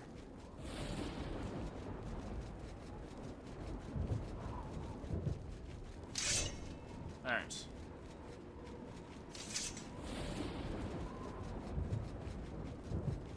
Wajah! What are we doing here? Oh, King's Axe. An ink-stained note. I must remember to finish this note and add it to the rest of the parchment sheets for binding into a book. It's not much to show for a life of blood and blades, but at least I still have my beloved axe. I forget so easily these days. I'll just quickly make some notes. I don't want my son to see this part. He already thinks I'm raving. Not that I care, really. Why I even bothered to tell my story is beyond me. A moment of weakness, a vain hope that he might accept me as his father. He thinks I can't read or write, but the time I spent with his mother after the king's sacrifice was productive in many ways. I am not an ignorant man. It was circumstance that laid down the path of my life, and I had no need for quill and ink during those early years. I will continue to write even as the shadow grows closer. I think I smell smoke. No, it's something else. What's happening? Is it a dream or another nightmare? It's not the Reaper after all, but a vision of my king. He's standing over the body of an abomination, a demon of the abyss, and it looks as though they have just done battle. He raises his clenched fists above his head and screams his victory to the cursed gods as if he was becoming one of them. The skies flash red, burning with his rage, and thunder rolls away over the horizon. The generals circle him, standing silently. The king Stochan touches each on the cheek, almost fondly, and I sense something change in them. Lightning splits the sky, but I can't tell what is different, except that they seem to have grown. Stochan is holding what looks like a dagger up to the light, and I don't know why, but for a moment it reminds me of a key. But for what? Why would I think that? No matter, I have to finish this soon. Miriam is standing with her back arched and arms outstretched as Stochan plunges the dagger into her chest. I can't take my eyes away from the sight. Although there is no blood spurt from the wound, incredible. A spiritual double of the blade remains behind as he draws it from her heart and places it in her hand, holding her fingers over the hilt. The light catches it, and I can see it is unblemished. An exquisite thing. It is too beautiful to be one of a kind. I wonder if it is. There is no more. My sight is fading. I almost drop the quill, and a splash of ink drops onto the parchment. It's spreading and growing. How can this be? It's filling the room like a smothering cloak, and my skin burns. Yes, I am here, waiting for you. I'm not afraid. It's not here. Anyway.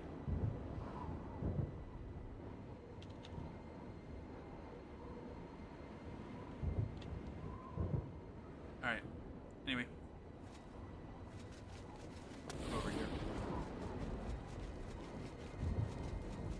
Is there anything cool over here? A really long hallway, that's for sure. Hi, Curse Soldier. Okay, are you not doing your thing again? Oh, you're doing it. Okay, good.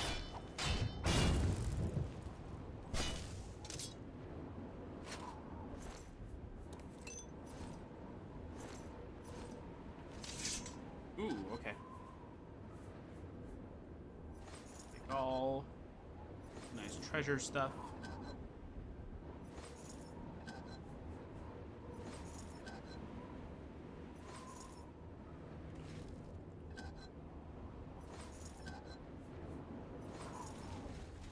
Cool. I'm gonna go really, really fast. I'm gonna go and use ease the burden. I'm gonna go with aquatic steps, even though that doesn't really do anything here. This, which is gonna make me go really, really fast. Look at that speed! Hello, cursed knight. Where'd you go? Don't do that. Don't think you can get away from me, cursed knight. Why do you have scamp skin? I need a key. Alright. Way too fast. What's her speed stat right now? Just by this alone. 315. That's actually very close to what her speed would be if we didn't have any of her.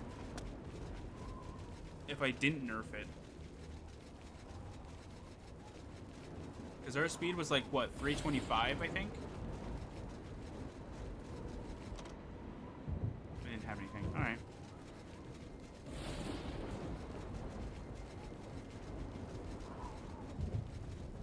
Alright, well, I can stop trying to avoid the book now. Alright. Alright, the King's Axeman. How many pages is it? I am not freaking reading that now. Alright, here you go. You can read it yourself if you want.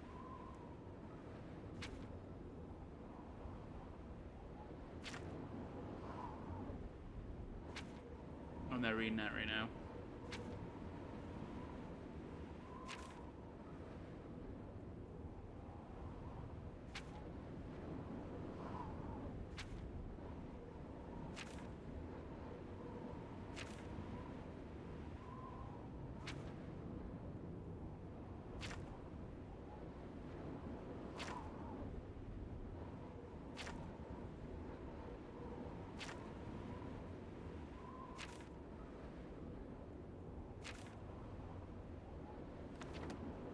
It appears the book was written by someone who says he was the executioner of a king named Stochan, who was described as a tyrant and sadist.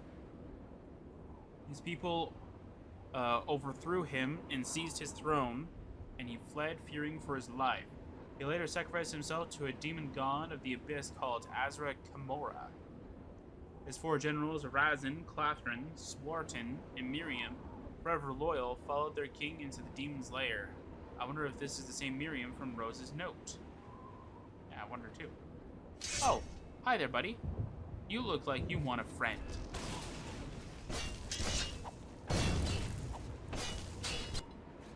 Oh. I'll take that. What's this? Ooh. Very cool. What the?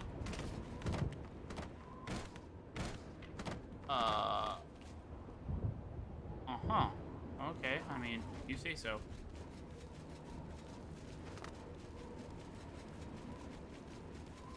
Well, it's probably over here, right?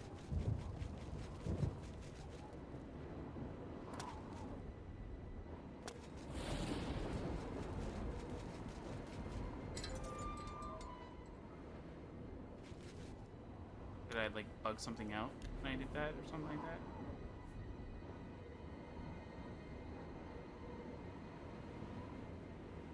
Uh-huh. Alright. Well, I'm guessing he's supposed to have something for me, or maybe I killed him too fast.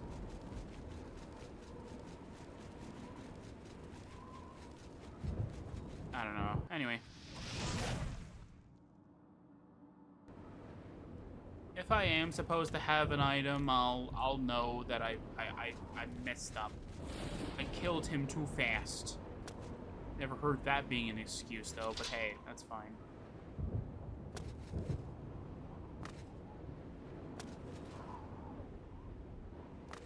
I'm trying to follow where you're supposed to jump down kind of thing, but I'm trying to skip them as well because we have no fall damage with the armor. Because my acrobatics is at 100. And so my armor just prevents me from taking fall damage if acrobatics is at 100. Hi, everybody! Oh, I hate the speed of this thing, though. Where's the rake when you need it? So at least it makes sense to have this slow speed. You know what? We have the rake, so use it. I don't need Twisted Light's damage. I have this. I have the rake's damage.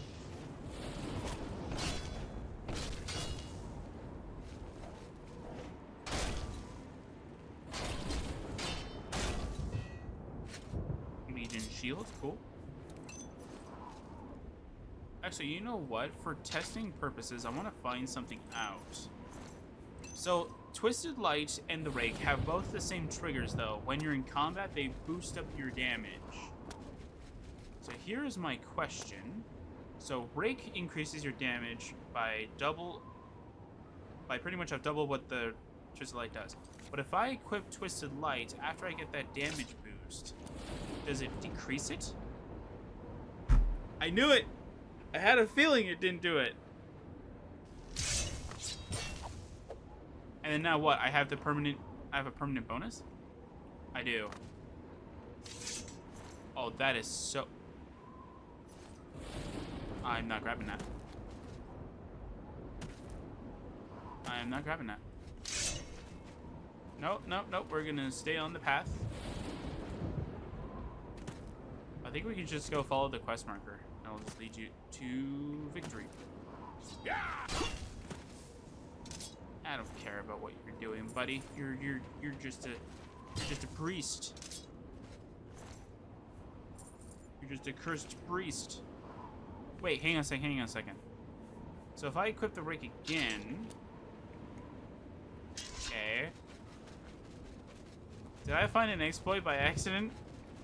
I always do this. I always find one thing that breaks, and I can exploit it for something.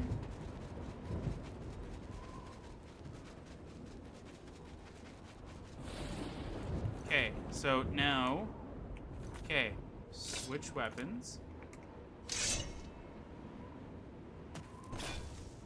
Okay, so I did find an exploit. Okay, so I gotta remember that. Okay, so in combat... What the... Hi. Did you know that I can instant kill things now? You can't deal with this nonsense. I can't even deal with this nonsense. I don't think any NPC can deal with my nonsense right now. I'd be surprised if there was actually an NPC that could deal with my instant kill nonsense for this. Stairs? Is this where I need to go? Okay. Hi. Oh, bye. I'll take the gold. Ooh, stuff. I'll take that. I'll take this as well.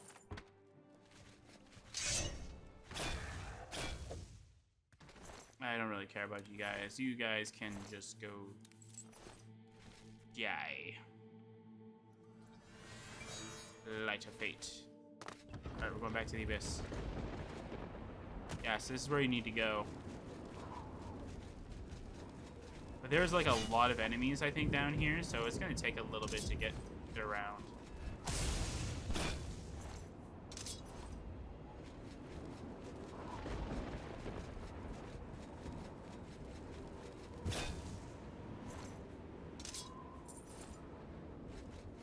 Cool story, bro. Anyway.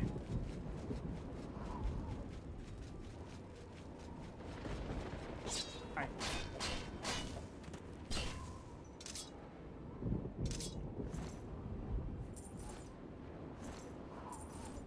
What's this? Oh. I can two-shot an abyss dragon by tapping. That's incredible.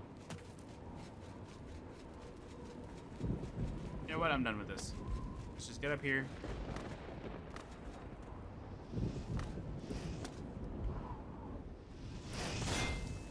Hi, buddy.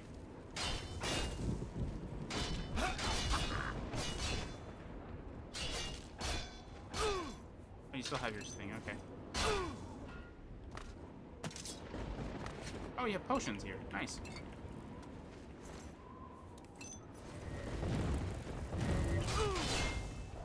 Alright, Swarton. You Miriam? One of you has got to be Miriam. Yeah, okay. Hang on a second, guys. One of you needs to get paralyzed. Yep. You two can be paralyzed. Yeah, I want you guys to be up here, though.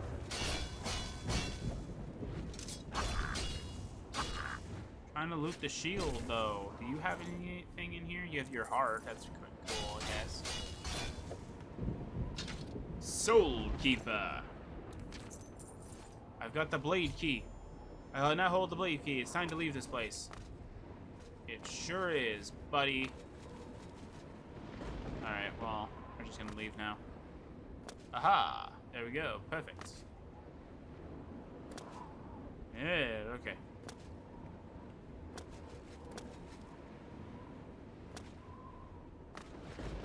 Uh-oh.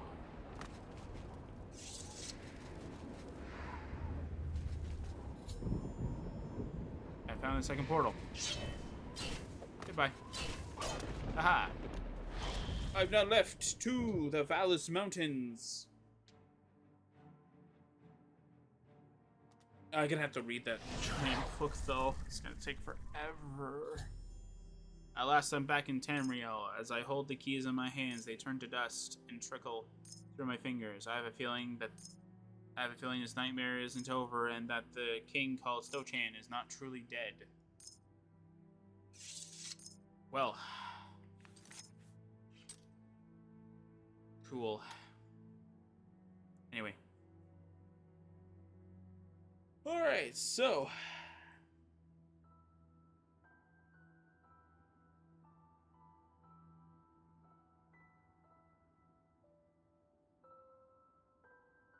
yeah, so just so after I'm done killing that Aesgaard kind of thing, follow my path and you'll pretty much reach there. Very interesting, but you could definitely explore there. I think there's just more like things you can sort of like. How do I want to word it? Like there's definitely a lot more loot you can get a hold of. You can probably earn more gold than I did, kind of thing. Cause even 10k is nothing to sort of sneeze at. That's actually really good. That's still really good. So the fact that I could still beat the mod, despite the fact that I think that what's supposed to happen is the guy was supposed to follow you there. Hang on. As soon as my walkthrough decides to actually move. It moved up, but it's not going to move down. Okay, where is the sweet spot here? Come on. I don't know why Oblivion does this. Or why this does this. Anyway, hang on. Let's see here. Alright, so... yeah, supplies. Do not bother trying to kill the gods of the abyss, as they are almost immortal. You pretty much just say they are immortal because they go unconscious. Anyway, they won't bother you unless you get too close. There's the path to follow. Continue past the dead tree until you get to a small depression. See, I don't know what that means. Maybe it's because I know what depression is, and so, like... or I have a definition of depression, and so, like, when you say depression, it confuses me, because I think of, like, I don't want to do this kind of thing, like that kind of depression. Maybe it's a different form of depression. I don't know. Go up the slope and you'll see some ruins, probably the portal that I went there. As you get closer, you'll see the next portal. Get there quickly. Exit onto the platform. You'll see steps going into the distance to the left. Follow them and don't fall. Certain death. Here you'll find an altar with the blade key. Take it. That's the one that we grabbed.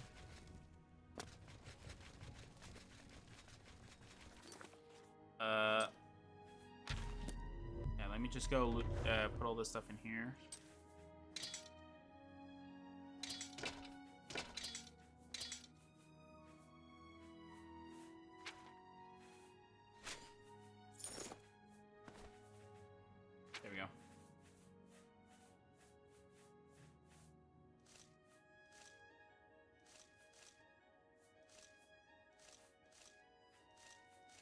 whatever, it doesn't matter. It's probably just normal loot stuff anyway.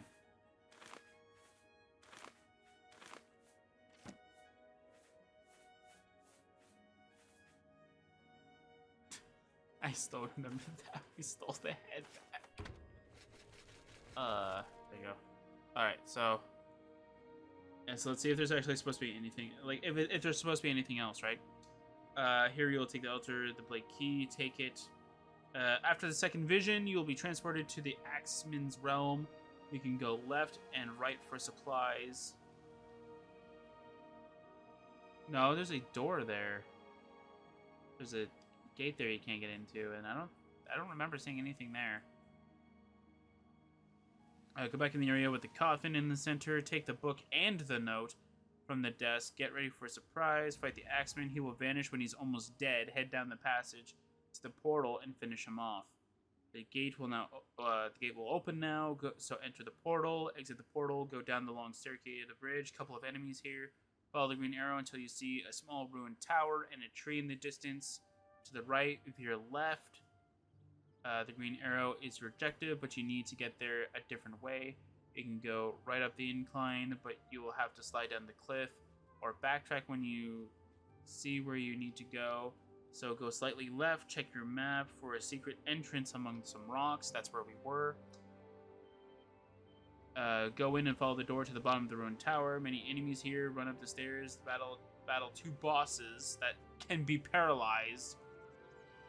Make absolutely sure to check the bodies for the blade key, or you won't get out and back to Tamriel. With the key, go up the stairs to the platform with two gods by a blue portal. Do not try to kill them. They won't attack unless provoked. Enter portal back to Tamriel. All keys will be taken from you, but yeah, it also tells you like if you want to be able to go back, there's like a jewelry box at Cloud Ruler Temple. Yeah. It's fine. I could probably go and see if we can find that on screen.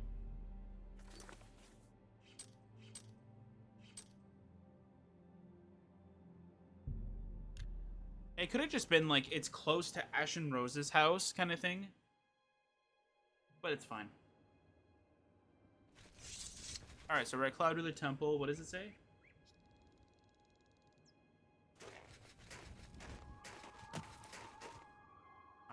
It says third bush. Does it mean this one?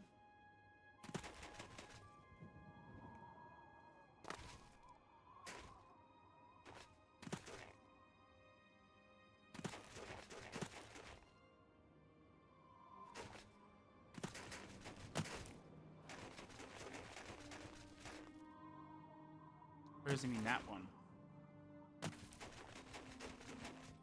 This one feels distant enough.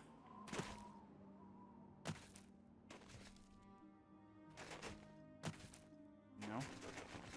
Is there like another one that I'm not noticing?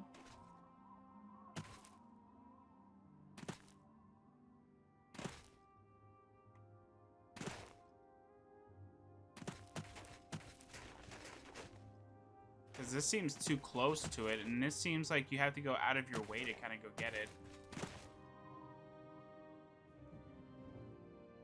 Under the third bush.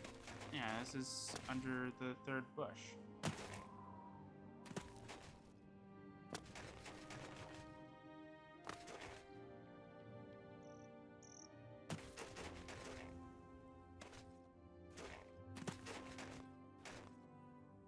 Unless I'm thinking too much into it. Like, not unless that's actually the bush.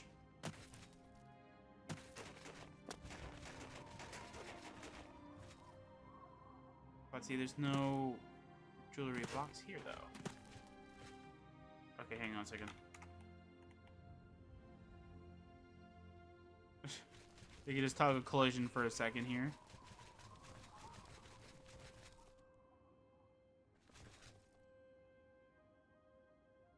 Is it like a weird Skyrim thing? I know there's like one Skyrim chest in which you can actually loot, which you're not meant to. So I'm wondering if this has like a similar kind of thing. See, my mind wants to go to this one because it's so close to the area that makes sense.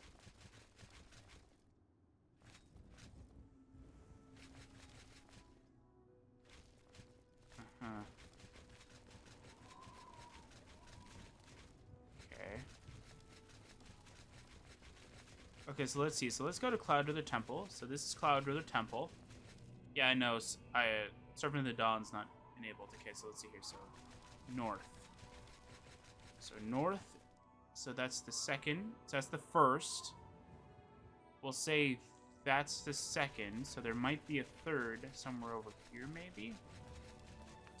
It can't be too far here.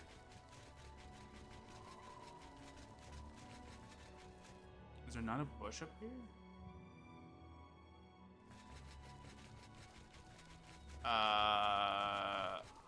How far do you want me to go? We're at the border here. Okay, we're at the border already. Okay, we're definitely past it. Uh-huh. Okay. So it has to be this one, but it's just hidden for some odd reason. Is there supposed to be like a quest trigger, but for some reason, like, because the butcher guy died before I could, where you could teleport or something like that, oh, nope, there it is. Yeah. We're gonna take the 7 gold. So this one right here. Yeah, so this one could just say, like, literally right behind the thing. It's just got a weird trigger here. Let's see if we can trigger it. There it is. I can see it now. It's very well stashed, I will say, though. Ah, so there it is. So this bush right over here, directly... So pretty much when you get to behind the fortress kind of thing, could just say, like, directly behind it, and then, like, it should be, like here kind of thing. Yeah. So here's where it is. It's, like, at the tip of the R, or, like literally right beside it. Here's the local map as well, with all the pretty colors and stuff like that. It's very cool. This one right here. There you go. Alright, so let's go see if that's actually every item into the DLC, and then we'll wrap things up, pretty much. Yeah, so I'm going to be right back once I figure out if that's actually all the items. Alright, so you'll probably notice, though, that, like, we're not back at where we are supposed to be, kind of thing. We are in a different location. This is the Knights of the Nine Lords. I think it's the Lord's Tower, I believe. Yeah, the Lord's Quarters, pretty much. Okay, so I kind of forgot to do this before I paused the recording, but here you go. So here's all the items that we're going to be selling that we have obtained from this adventure.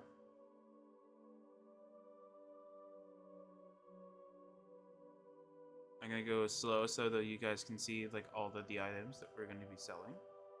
So even though majority of these are not custom, we still obtained them through the mod. I'm gonna say DLC, through the mod itself, so that's okay. We're keeping 1 dragon meat as the special item, of course, but that's it.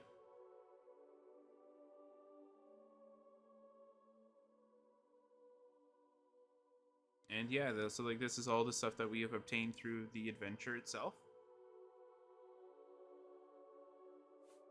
There you go.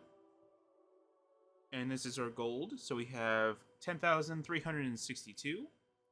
Now, if I go and wait a couple of days... Yeah, so if I go wait a couple of days, guess what happens? We get around 58,000 gold, and their end total will be 69,097. That's how much gold we've obtained through this adventure itself. So that's very good. And let's go and load up the save right here and go through all the stuff that we can obtain through the through the mod, not DLC, through the mod itself. All right, so here's all the items we can obtain through the mod itself. Some of these I don't know how to get, like these 4 armors. I don't know where to get them, and I'm kind of I feel like you're not supposed to. Or they're like a special kind of thing, right? So let's see what they are first before we start trying to throw everything in here. So yeah, let's see here. Are these all the same? Yeah, so these are all the same.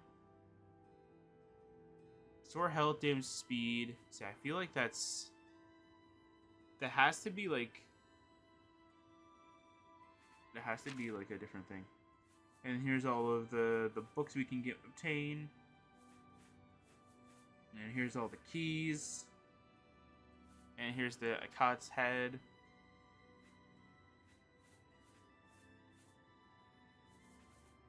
I think it's just this one I didn't get. Was it? Was that the only one I didn't get? No? Oh, I missed one. 25 gold. It's not going to be too much anyway.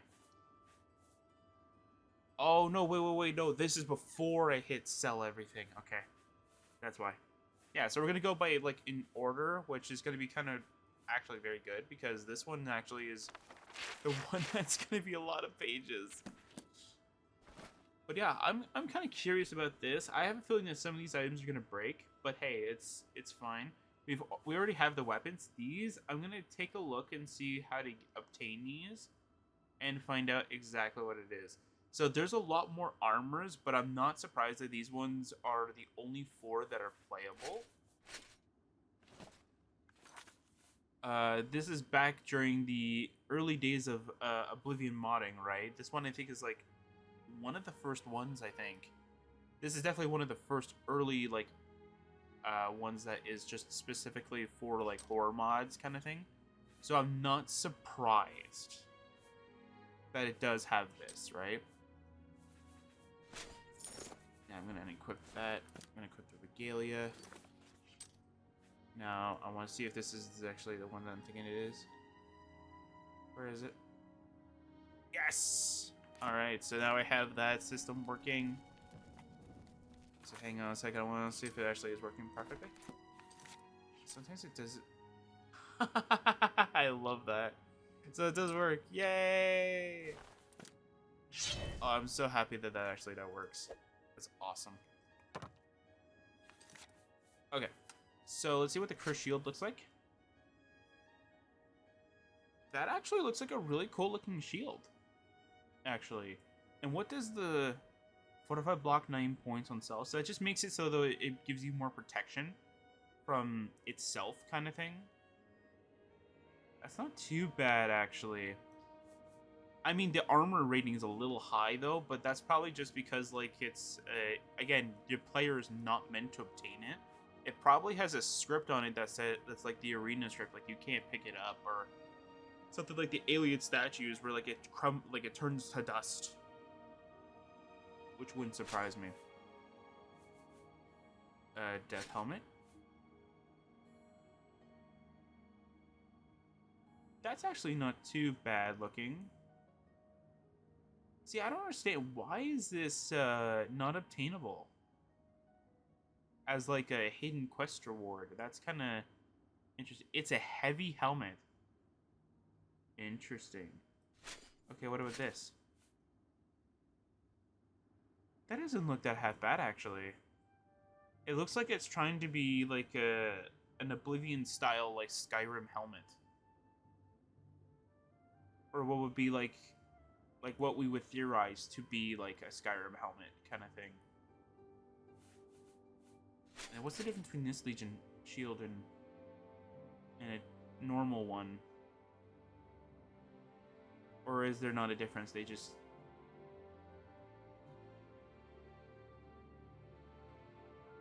Okay, hang on. I can find this out as quickly as possible. Come on. I'm curious.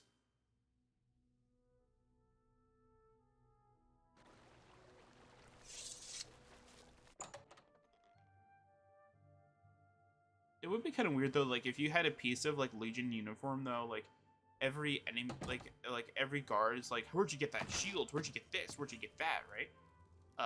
Legion shield should be under normal armaments, I think.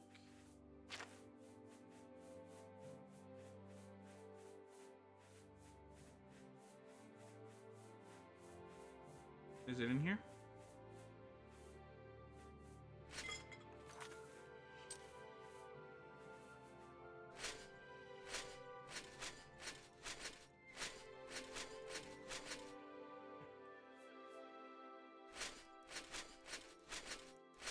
Yeah, no, I'm not seeing a difference. It's probably just an armor rating thing. Oh no, it's just a weight thing?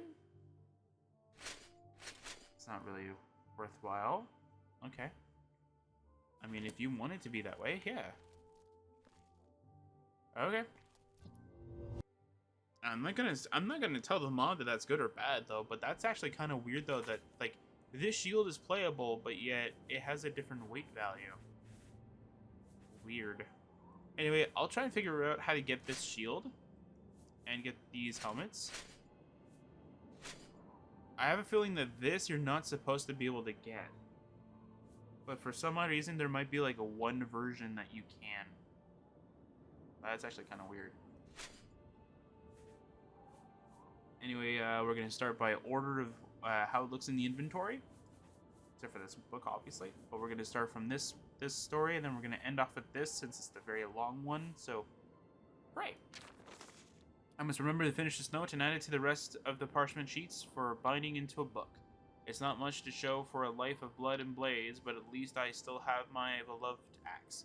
I forget so easily these days. I'll just quickly make some notes. I don't want my son to see this part. He already thinks I'm raving. Not that I care, really. Why I even bothered to tell my story is beyond me. A moment of weakness, a vain hope that he might accept me as his father. He thinks I can't read or write, but the time I spent with his mother after the king's sacrifice was productive in many ways. I am not an ignorant man. It was circumstance that laid down the path of my life, and I had no need for quill and ink during those early years. I will continue to write even as the shadow grows closer. I think I smell smoke. No, it's something else. What's happening? Is it a dream or another nightmare? It's not the Reaper after all, but a vision of my king. He is standing over the body of an abomination, a demon of the abyss, and it looks as though they have just done battle. He raises his clenched fists above his head and screams his victory to the cursed gods, as if he was becoming one of them. The skies flash red, burning with his rage, and thunder rolls away over the horizon. The generals circle him, standing silently. King Stochan touches each on the cheek almost fondly, and I sense something change in them. Lightning splits the sky, but I can't tell what is different, except that they seem to have grown. Stochan is holding what looks like a dagger up to the light, and I don't know why, but for a moment it reminds me of a key, but for what? Why would I think that? No matter, I have to finish this soon. Miriam is standing with her back arched and arms outstretched as Stochan plunges the dagger into her chest. I can't take my eyes away from this sight, although there is no blood spurt from the wound. Incredible. A spiritual double of the blade remains behind as he draws it from her heart and places it in her hand, folding her fingers over the hilt. The light catches it, and I can see it is unblemished. An exquisite thing. It is too beautiful to be one of a kind. I wonder if it is. There is no more. My sight is fading. I almost drop the quill, and a splash of ink drops onto the parchment. It's spreading and growing. How can this be? It's filling the room like a smothering cloak, and my skin burns. Yes, I am here waiting for you. I'm not afraid. Okay, so I know I just closed it to just reopen it. So sometimes you'll see like this part. Actually, where's that part that I definitely got? You can definitely see here. So there's not a space here. So that's why like sometimes I pause when it's not like a period or a comma kind of thing. And I have to look at it because I'm like, years I will continue, right? And even sometimes it'll happen like after the period too, like here. Father, period, he. And there's no space in between, like in between here. Just something small, but still like something that's like, it hurts me seeing it kind of thing. So it's like I gotta try and slow down and read it, kind of thing, to make sure that I understand what's trying to be said. I don't know. Anyway, how this short note reaches you in time, please, before you throw it away, let me say I'm sorry. Sorry for dragging you into that mess, and that I don't blame you for being angry. No more get-rich-quick schemes, I promise. I gave the silverware back like you told me to. I should call you my conscience. You always get me out of trouble. Anyway. I've been in Bruma for some time now. I bought a little cabin just outside the city. A few weeks ago, I was in the tavern and overheard some traders talking about a ruin they found. Lucky for us, they couldn't find a way inside when they left. One of them dropped a drawing. It looked like an artifact of some kind, and I think it would be worth something to a collector. For a good cause, of course. Unfortunately, he came back and took the picture, but I remember where the ruin is. The problem is I need some help. I don't think I can do it alone. Can you forgive me and help an old friend? I'll give you some time to think. But if you can't make it in 15 days, I'll have to leave without you. The ruin is a long way, and the weather will be against us if we leave it too long. One more thing. If you can't make it, I'll understand. If anything happens to me, I leave the cabin to you. It's the least I could do. I am looking forward to seeing you. Okay. I think I'm floating. I feel a little better, and the pain is almost gone. I'm starting to like the darkness. I'm comforted by it as I try to shut up memories of the visions. He wants me to know everything, especially that I will die here and never see the wonder of it. But that's alright. In my mind, I have been there. There are 2 other places like this, each holding a key, like the one he gave me to keep safe. I hold it tightly in my hand, and I think they all hold the link to it, to something much bigger, something wonderful. Only no one comes when I call. I'm very hungry, but I feel sick to my stomach as well. I think I am starving to death. Isn't that hysterical? Oh, the ink has all gone. Just a tiny bit on the nib of the quill. Help! Someone, please help me! Yep. No, I spilled the ink. There's not much left in the well. Oh well. And I have more to tell you. I have to warn you. Yes, a warning, but I'm losing the memories. They drift like the mist around me. I feel so dizzy. My head is spinning. Gods help me. He's coming back. I see his silhouette pass in small patches of light. Watching me, I don't really mind. I think there should be a comma in the space. Anyway, the magic crackles like flame, but it's as cool and soft as silk on my skin. It feels so good, except when... No, please don't do that. His hands are on my temples. I don't like this part. The visions hurt, and I think they are real. Someone is coming, but they will be trapped by the souls of their past misdeeds. I was warned, but I still came here. I wish I had listened, but it's too late for me. Please, I don't want it anymore. Take it. My hands are shaking. I don't know if I can control it much longer, but I have to write this down before I forget. I'm in a dark place, but I don't know how I got here. I think I was looking for something. I might have even found it. Yes, I think I did, but I don't want it anymore. Take it back. Take it. Please. I want to scream and scream, but I'm afraid to. So I hold it in my throat and nearly choke. The other one is back. I don't like the way he looks at me, like he's draining my life away. I hear him talking sometimes about the gates to Aesgaard. What is that? A place? Will I be going there? I think not. There are others here now. I hear them creeping and crying in the shadows. Stop it. Stop it. Can you please tell me where I am? I was lucky I found some more ink. It's red, but it might just be enough to write a few more words. It's smooth and slick on my skin. The ink? Anyway, it's getting hazy, but I think I can finish this in time. He came back again and showed me the path you must take. I know now that I'm speaking to an adventurer, a doomed seeker, just like me.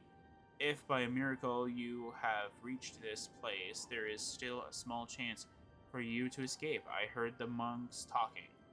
I don't know where I am, except that this place lies between the fragile borders of Tamriel and a parallel world. I think it means side by side.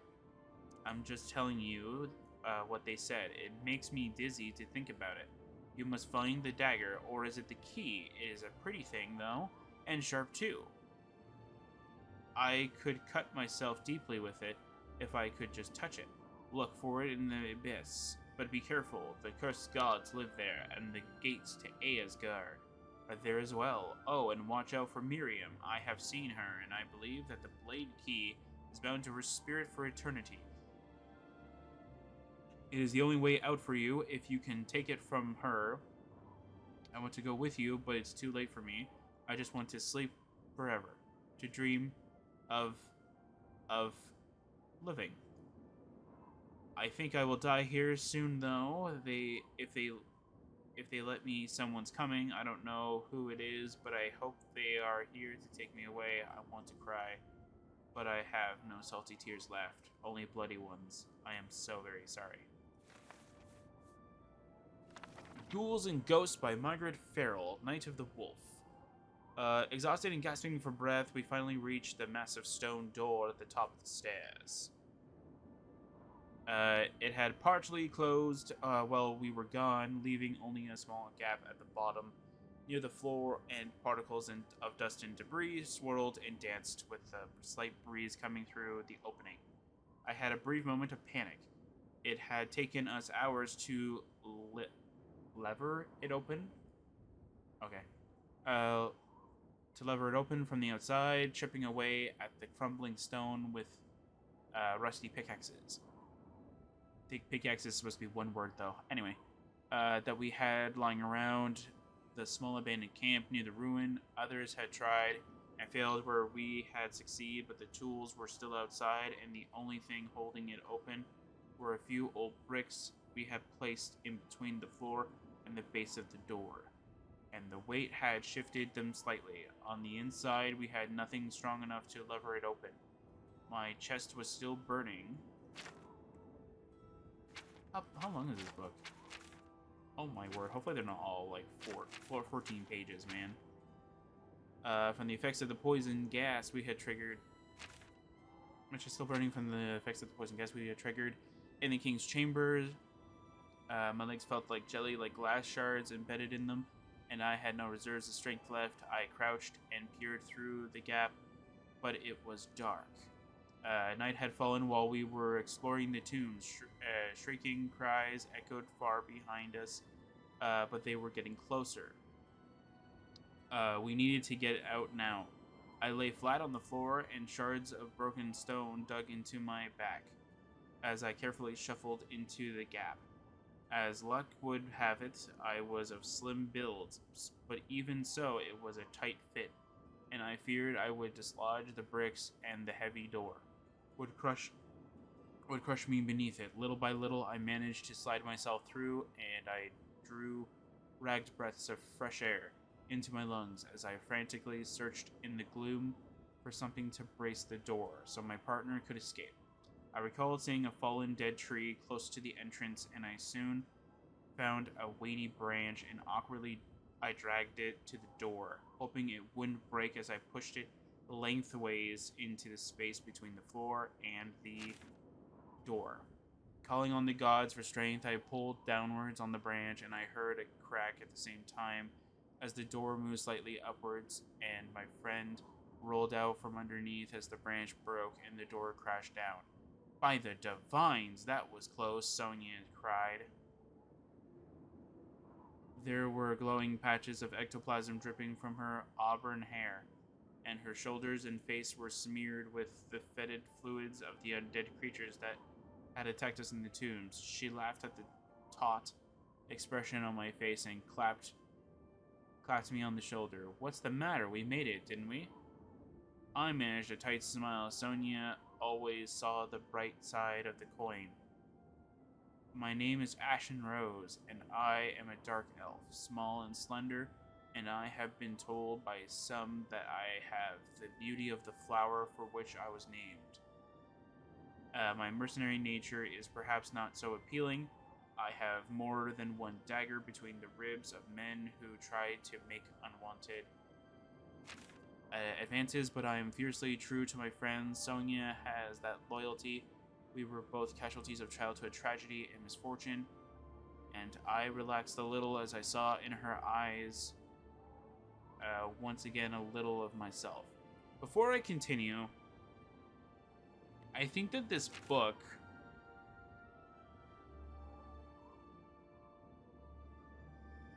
I think this book is actually from a different mod, or it's a part of a different mod as well.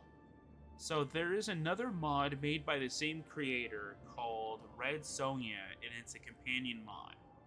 And from what I remember, you have to retrieve a book for them, and I think it's this one right here.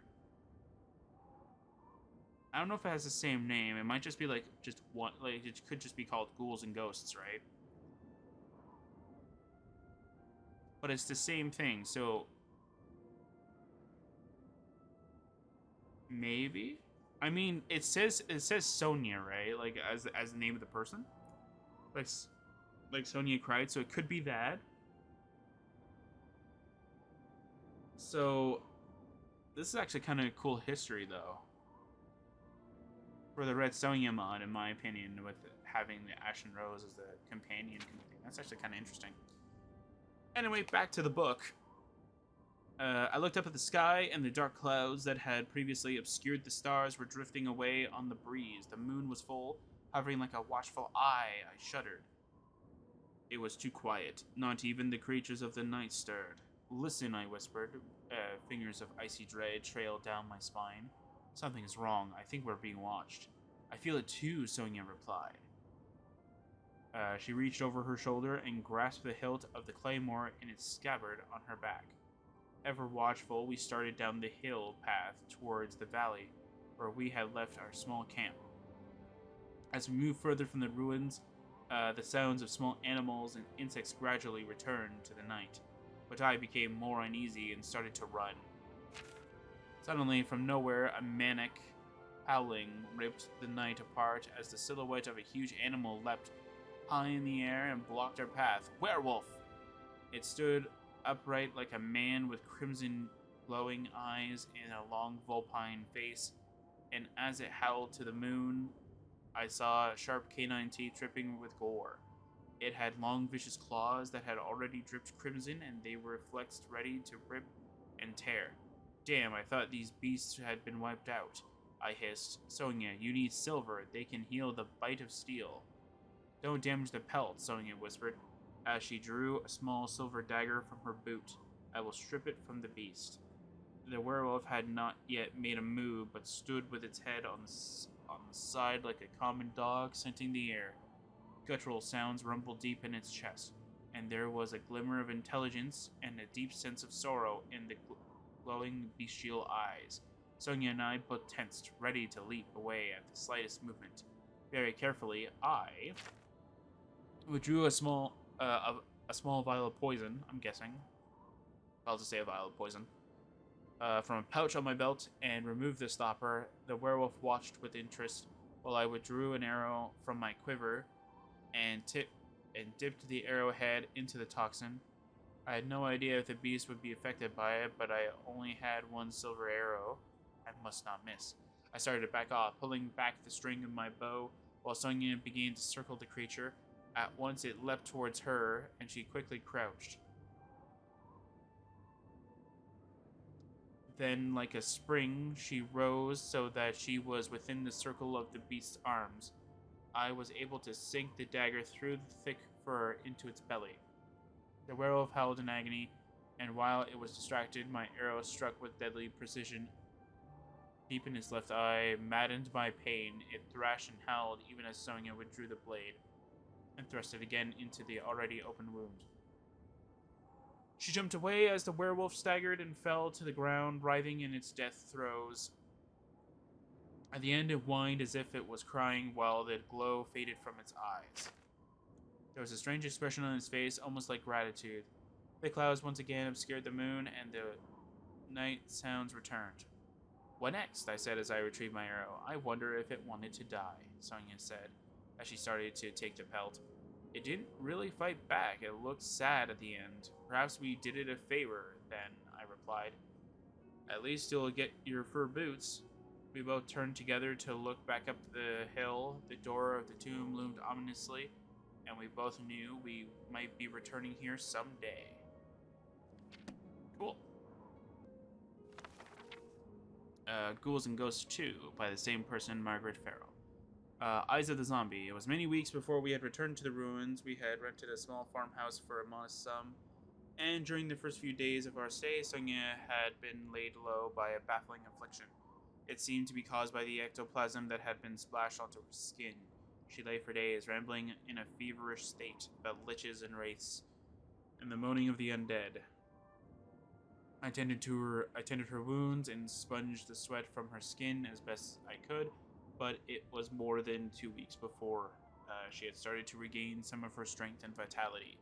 Her skin was pale, and her beautiful auburn hair was lank and dull, and she was very weak.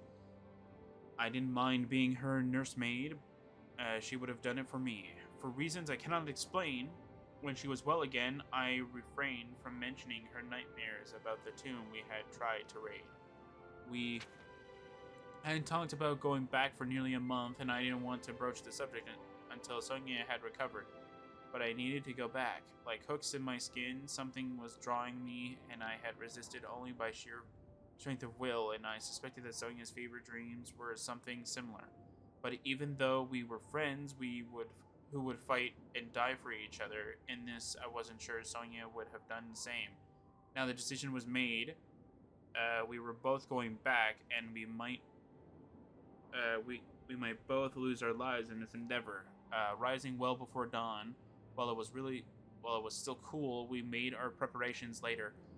When the sun was high, the relentless heat would draw the energy from our bodies like the juice being sucked from an orange, and we needed to make an early start.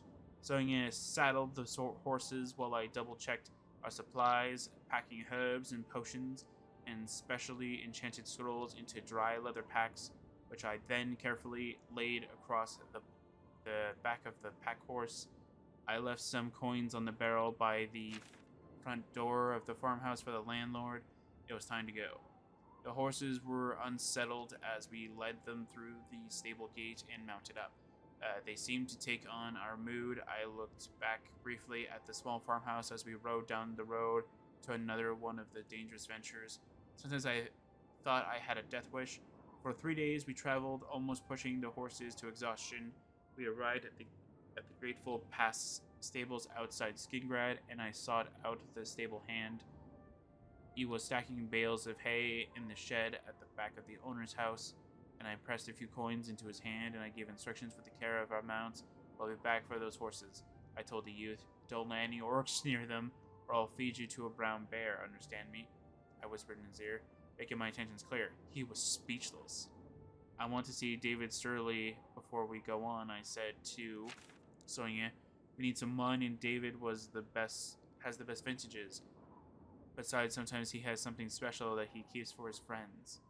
The winery was just up the road, and as we walked among the grapevines, I spotted David coming toward us. He invited us to his house, and from his cellar, we chose 4 bottles of a good blood red vintage, and as I offered him a gold coin to pay for it, he refused to take it.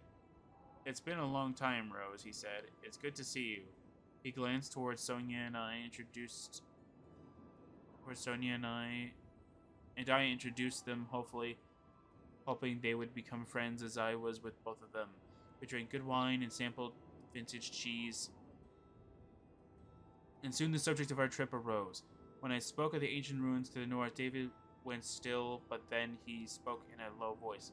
We should stay away from over there, he said. Over the last few months, at least 3 groups of hunters have disappeared in the area. Only one man has returned, and he was raving about the undead and other frightening things. David opened a cupboard next to him, took out a small black bottle, and handed it to me. It was squat and rounded with an oily sheen, and the instant I touched it, a rush of warmth infused my body. And I heard a whispering and pleading voice but I was unable to make out the words. I couldn't put it down, and I didn't want to give it back. What is this? I asked David. He shook his head. I don't know. All I do know is that it was in the possession of a man who came back from the north. I held the black bottle up to the lamplight, and I could see what appeared to be liquid swirling like a living thing inside it. I had no clue what it might be. May I take it? I asked. David? I asked David. He agreed reluctantly after making me promise to be careful. We thanked him for his hospitality and returned to the stables. Sonia and I sorted through our equipment and decided to leave everything non-essential in the care of the stable hand, who seemed to be taking my threat seriously. Good. That meant our things would be here when we returned. We meticulously inspected our weapons for nicks and scratches, and I told the stable boy to get lost so we could change into our armor. We both preferred to wear light leather because it was easier to move quickly and quietly, and if the situation required it. We waited until evening had set in and started on our last leg of our journey. After a remarkably uneventful 12-hour trek through the forest and 2 bottles of wine later, we found the path leading to the ruins. It had become overgrown with bushes. We nearly missed it. Here goes, I said to Sonia as we started up the hill. We found the bleaching bones of the werewolf scattered by the scavengers, except they looked more human without their flesh and fur covering. We wait until dark, I said. The shadows will hide us. Sonia nodded. The sun had long since set as we approached the tomb. There was a large wooden wedge jammed underneath the door, and the debris had been swept away. I had a sinking feeling in my chest. It seemed someone or something had pressed through here very recently. We were able to raise the door without much effort, and as we stepped inside, the air grew chill and carried the scent of death. Faint sounds echoed from the vastness of the first chamber down the familiar stairs. I put a finger to my lips and signaled to Sonia to go forward down the stairs while I waited by the doorway. She nodded and crouched as she drew her sword, crab, walking down the stairs into the intersection at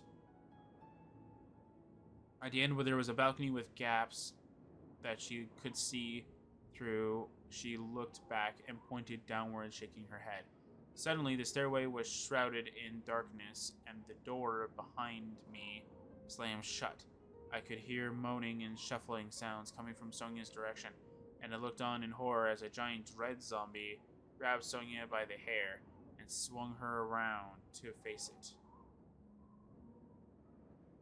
I could see even the dimness, noxious fluids oozing from the empty body cavity, and maggots squirmed in the ruins of its face.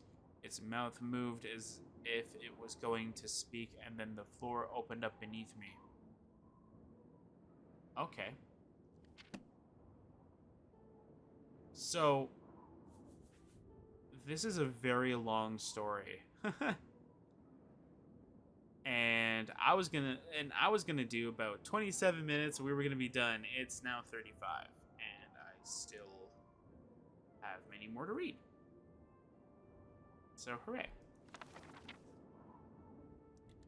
All right, Ghouls and Ghosts 3 by the same person, Necromancy and Sonia.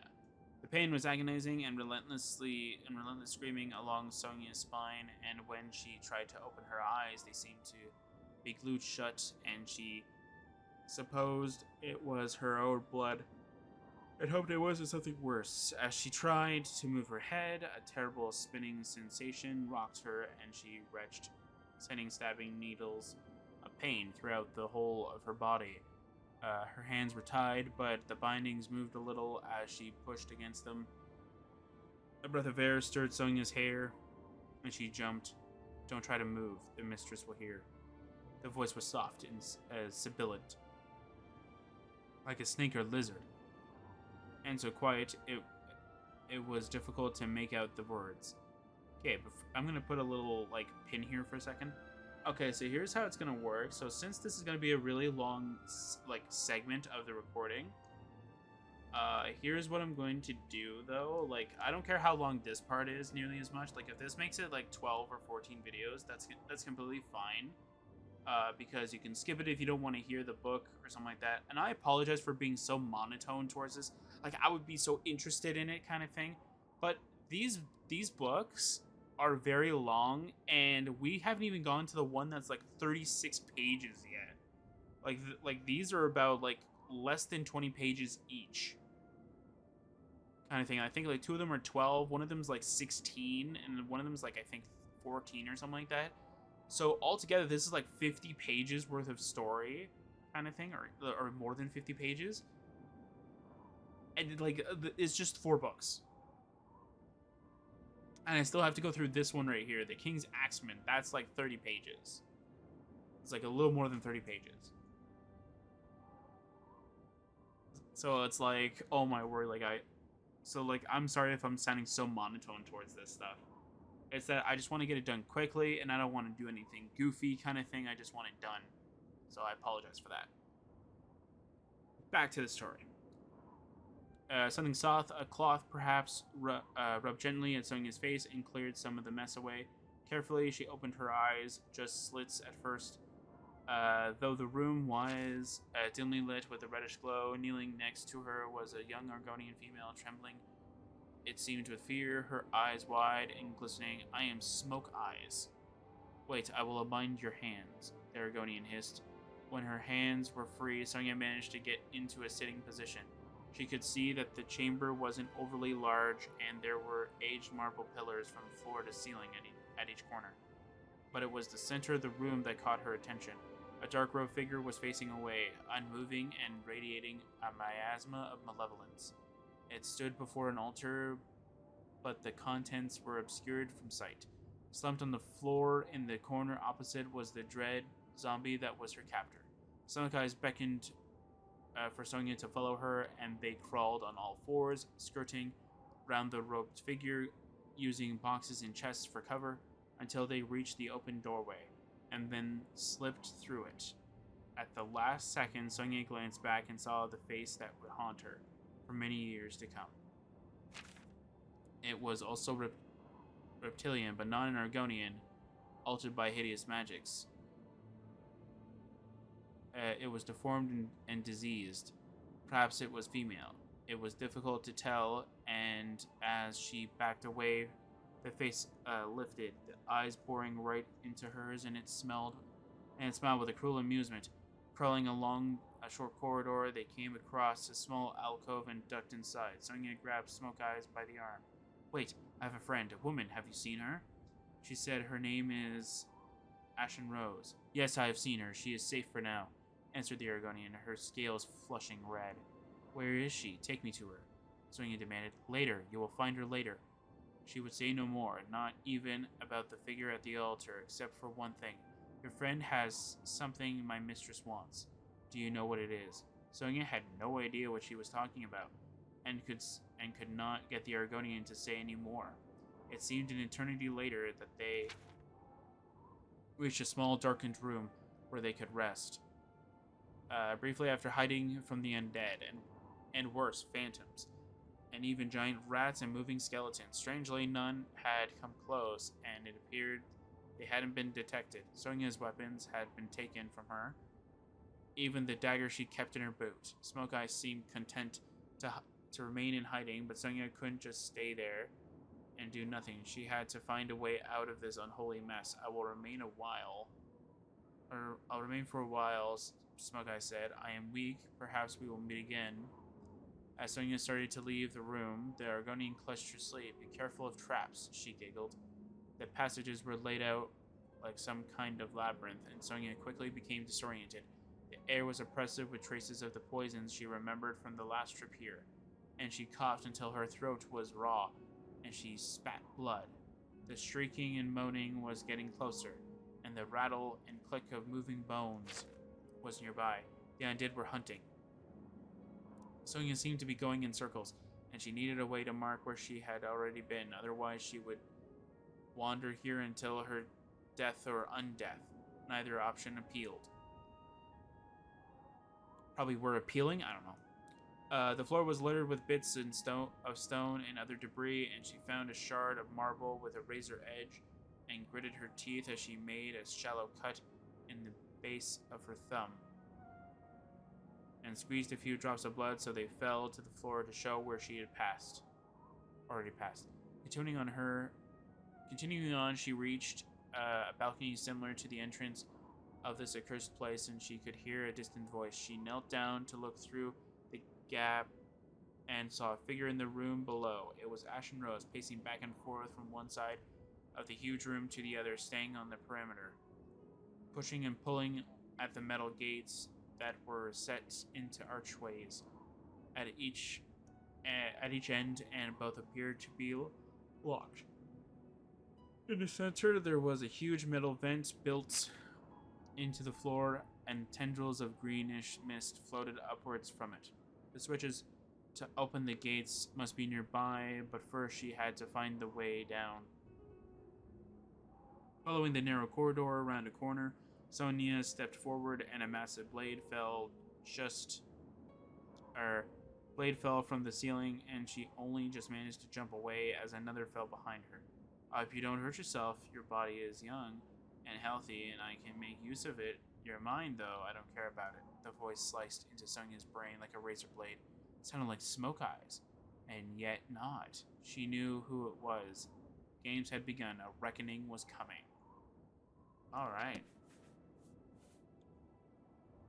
Alright, last book. Alright, the fourth book by the same person, Necromancy and Me. I fell for several long seconds in pitch blackness onto hard, cold stone. I was winded, but mostly unhurt, except for a few scrapes and bruises. In the darkness, it was difficult to gauge the dimensions of the space I'd fallen into, and there were odd sounds, like a quill scratching parchment, or fingernails on dry, scaly skin. The air was chill and damp. I made a small hand gesture, and a pale greenish light surrounded me. If I was going to die, I wanted to see it coming face first. The pale glow didn't reach to the walls, so I tentatively took a few steps forward, glancing down in case of a misstep, and another long fall that I might not survive. My leather pack was gone somewhere in the dark, but I still had my twin crescent daggers sheathed in boots, custom made to fit them. Reaching into the pocket of my cloak, I breathed a sigh of relief. It was still there and unbroken, the black bottle, its contents seething and agitated. The light spell began to fade, and the instant before the darkness returned, a face appeared directly in front of mine. High-pitched giggling and whispering sounds filled the room. The cold and repulsive caress of ghostly fingers stroked my face and neck, and I stumbled backwards. I managed to regain my balance easily, while at the same time searching my mind for a spell to repulse the dead that were surely surrounding me. Magic so predictable. I wouldn't bother myself. My servants are mine to command, not for the likes of you. Controlled and disdained, the voice spoke again. But enough of that. There is a little matter of some urgency we need to discuss. A weak pale light began to dispel the darkness, revealing a woman who was completely covered in robes and gloves, the color of congealed blood. Only her face was visible. She had a cruel beauty with sharp and defined features, a bluish cased to her skin and hair that reached to her waist, as glossy of a raven's wing. A teardrop tattoo marked each cheek, and her silver eyes demanded my attention. You cannot control me, I said. I am protected. You should know that. I have drawn you here, have I not? And you have brought my heart's desire with you. The woman raised her outstretched arm and beckoned to me. I know who you are, I replied. Lysandra, sorceress and murderer, and I won't give it to you. So you are smarter than I thought. No matter. Lysandra waved a hand, and a small Argonian female appeared at her elbow. Smoke Eyes retrieved the gem. I reached down and pulled a blade from my boot. It was imbued with a deadly toxin, and the Argonian's natural resistance would not save her. Psych-Eyes reached for the bottle, and I flicked the blade, separating the hand from the wrist in one smooth movement. Smoke-Eyes shrieked and scrabbled on the floor for the hand, even as the poison crawled through her bloodstream. She tried to speak something about the other one, then died, reaching for her mistress, who kicked the body away like garbage. "Is my friend alive?" I demanded. That filth knew something. "Tell me, or I'll kill you as well." Instead of a reply, I was picked up and thrown across the room by an unseen force. I was stunned and could do nothing, as something strong and foul-smelling dragged me away, and I thought I heard the click of a lock before I passed out. Meanwhile, Sonia was trapped between massive rustling blades that rose slowly and upward, then suddenly dropped, and she could see 3 more blades ahead. The body of a very large rat lay decaying in the path of the blade in front of her. There was a pattern to the rise and fall of the blade trap. It was just a matter of timing, and she made it through unscathed. Further along, she came to a small alcove. I should say to a small alcove. And found herself at one of the locked gates that prevented Ashen Rose's escape. Protruding from the wall was a large stone block. Sonia called out, but Rose was unable to hear above the moaning of the undead.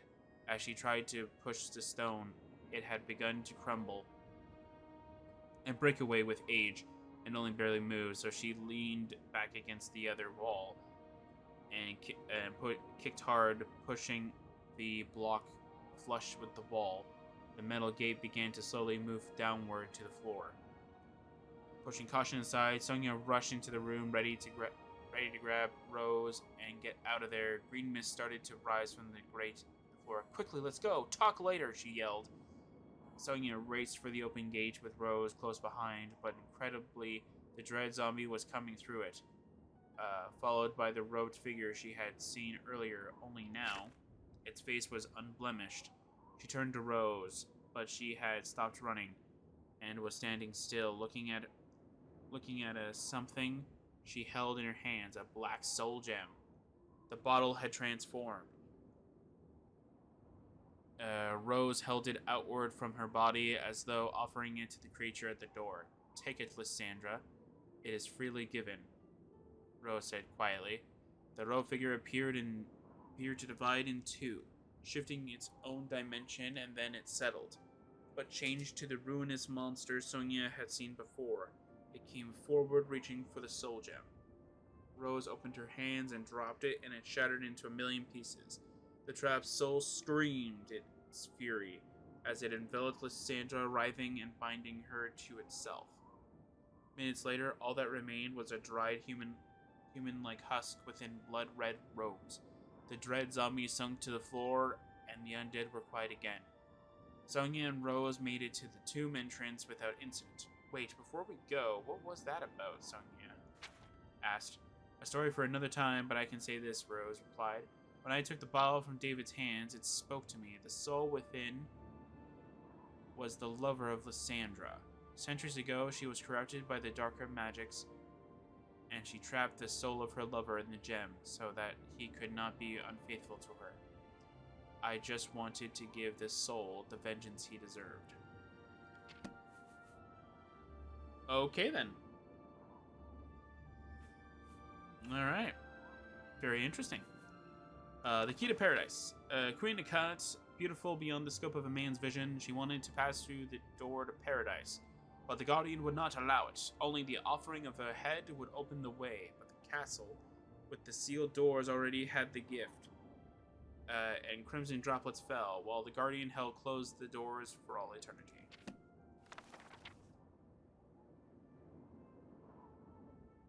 Alright, so as you can see, this is the book that I was dreading the most. Look at that. 35 pages.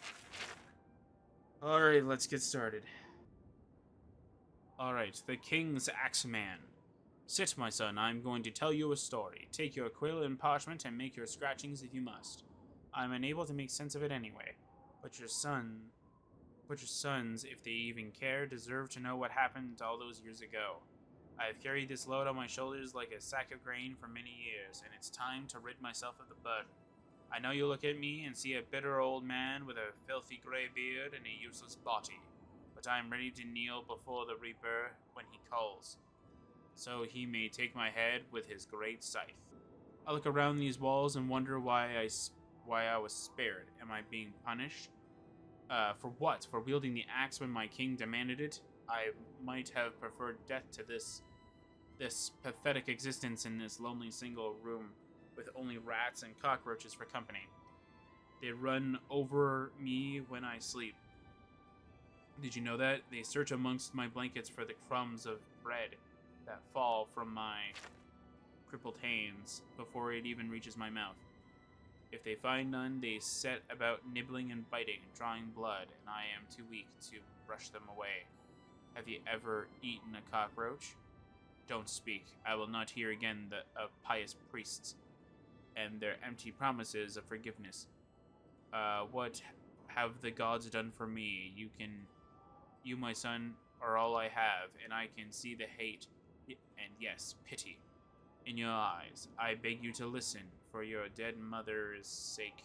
Do what you must with the parchments you write on, and then leave me.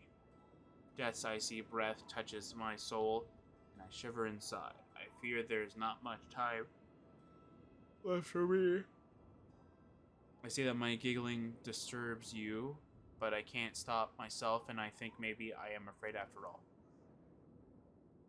This is a tale of a king, a land awash with blood, and the might of an infernal god. Take heed and be thankful you are not in my place. You already know that I was the king's executioner, his axeman, but not how and why. And if you think I have regrets about those days, well, you are wrong. It's what came after that is my burden. I remember clearly the feeling as my great axe would bite into the bared necks of my king's enemies, and the sound of the bloody head rolling away into the basket beneath the gore-soaked floor. I used to watch for the king's smile as the body lay twitching and bleeding. It meant my own head would stay in its place on my shoulders for a little longer, and not be laying in a pool of my own blood, staring at the sky with dead eyes. Let me tell you how I came into the employ of Stokan, the man many called the Savage King. He was known far and wide for his cruelty, and there was much opposition to his rule, but no one dared to challenge his right to the throne if they meant to keep breath in their lungs and my axe from their necks. I couldn't tell you who my father was, and my mother never spoke of him. I wonder if she knew. We lived in a run-down hovel in the poor part of Commoner's Row, close to the fishermen's boats, and the stench of rotting fish soaked into everything. Even the wooden planks of the huts, I had a sister and a younger brother, but I had no time for them. They were like ghosts to me. I used to roam the streets while my mother entertained the guards who were supposed to be watching for trouble in town, and I would be beaten black and blue if I came home before dark. Alright, sometimes if it rained, I would hide underneath one of the upturned boats and wait hungry and wet, hoping in vain.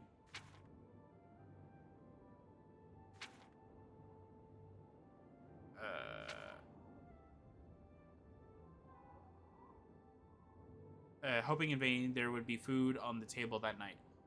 One evening, I crept inside the doorway and I saw a small pouch on the floor almost hidden by a pile of clothes. It was dark inside and I could see a few coins spilling from the pouch. And as I reached for it, it grabbed me by the neck and I was shaken viciously the way a dog shakes a rat. I was thrown across the room and hit my head on the edge of the table and everything went black. I woke in a cell in the castle dungeons. My head was pounding and the sight was gone from my right eye.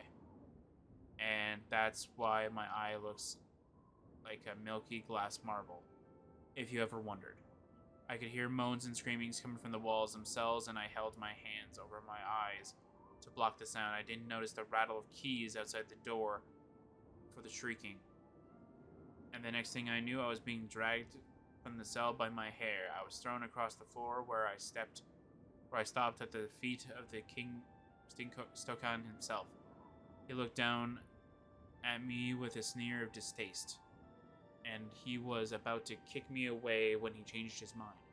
He must have seen the kinship of blood in me that day, because he put me to work in the dungeons, and it was 10 years before I saw sunlight again.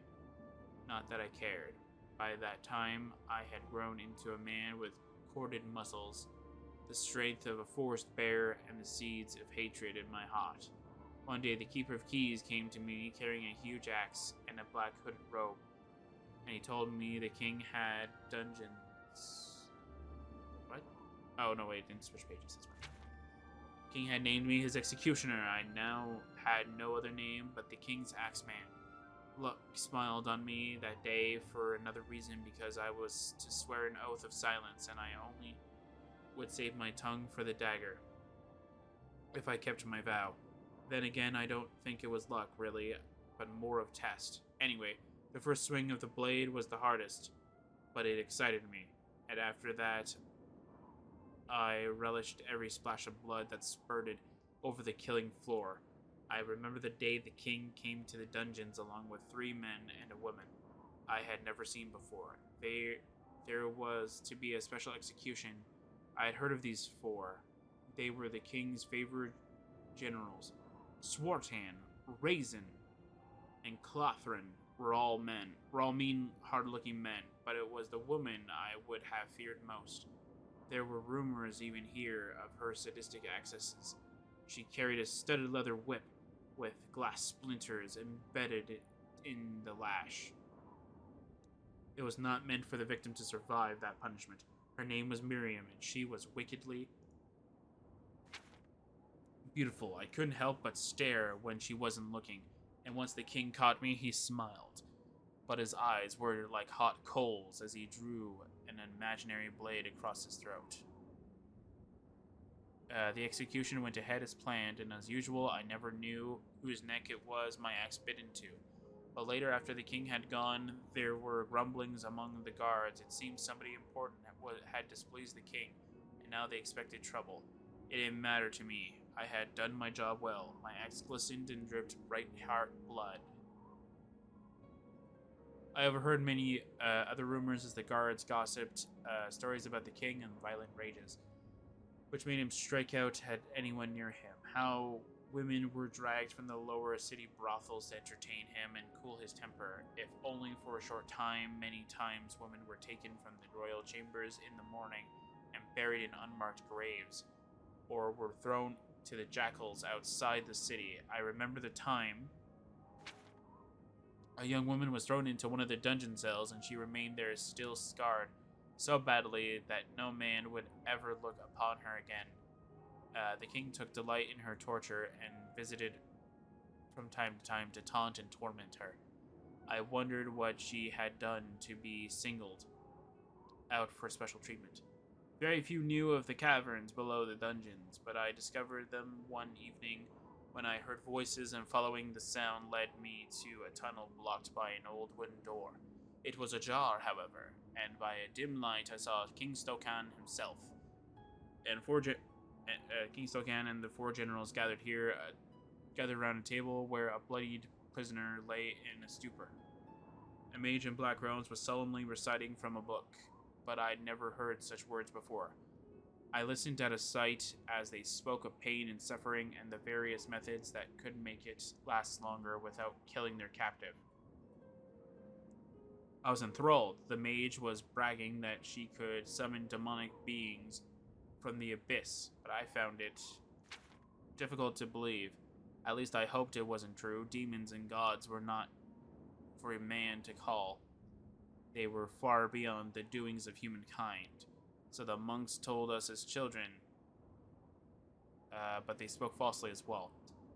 Many times after that, I heard screams and inhuman sounds coming from those caverns.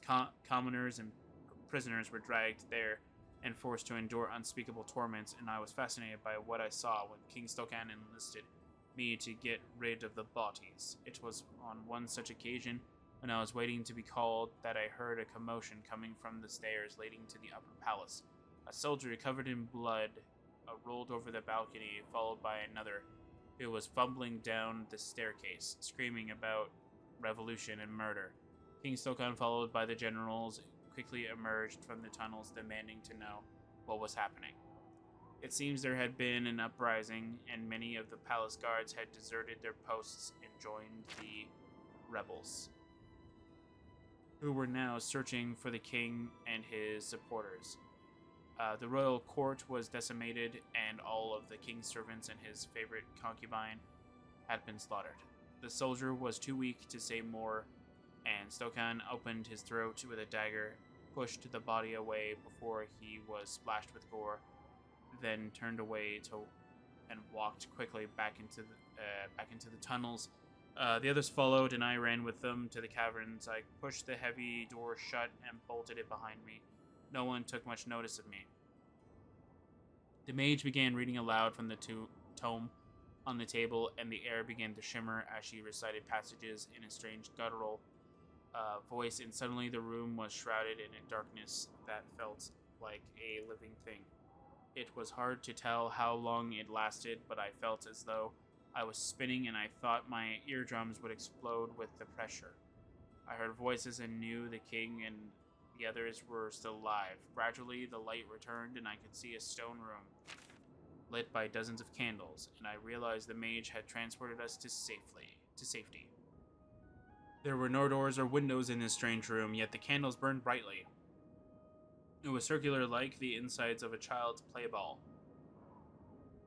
but constructed of smooth white stone, and I suddenly found it hard to draw breath.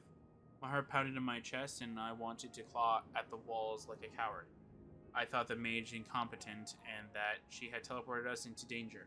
I knew she saw it in my eyes because she frowned for a moment, then laughed in my face and turned away, dismissing me like a bothersome insect. The king and his generals were gathered round a mirror that was as tall as Stokan himself. By surface was a pulsating mercury gray, reflecting nothing. The mage started muttering in her arcane language, and the glass shimmered and cleared, revealing a nightmare scene from hell. I felt like ants were crawling under my skin as I caught a glimpse of the palace forecourt. Impossible. It could not be. Dozens of broken bodies had been thrown about like savage dolls, and the blood was dried and black on their splitting, putrefying skin. Fat, droning flies and other flesh-eating insects hovered and settled on the corpses, and they were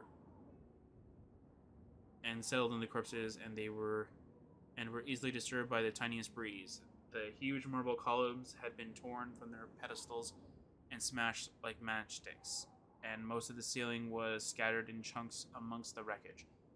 Even now I could not speak. My tongue was like dried leather in my mouth, and for the first time I felt fear. King Stokan roared like a raging bull and raised a massive fist as if to smash the mirror, demanding to know what was happening.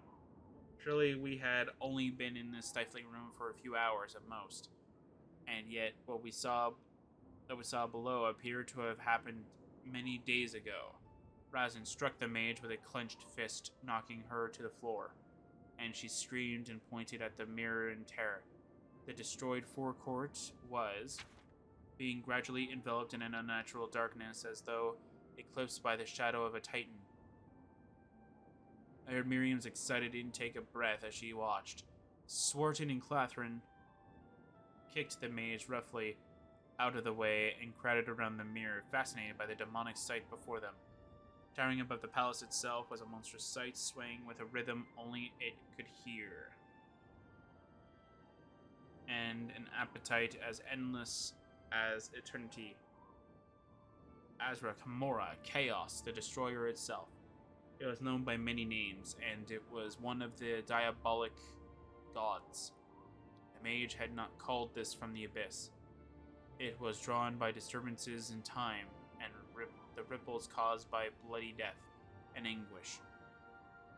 And it demanded sacrifice. The king and his loyal generals were mesmerized, as though listening to a soothing childhood melody.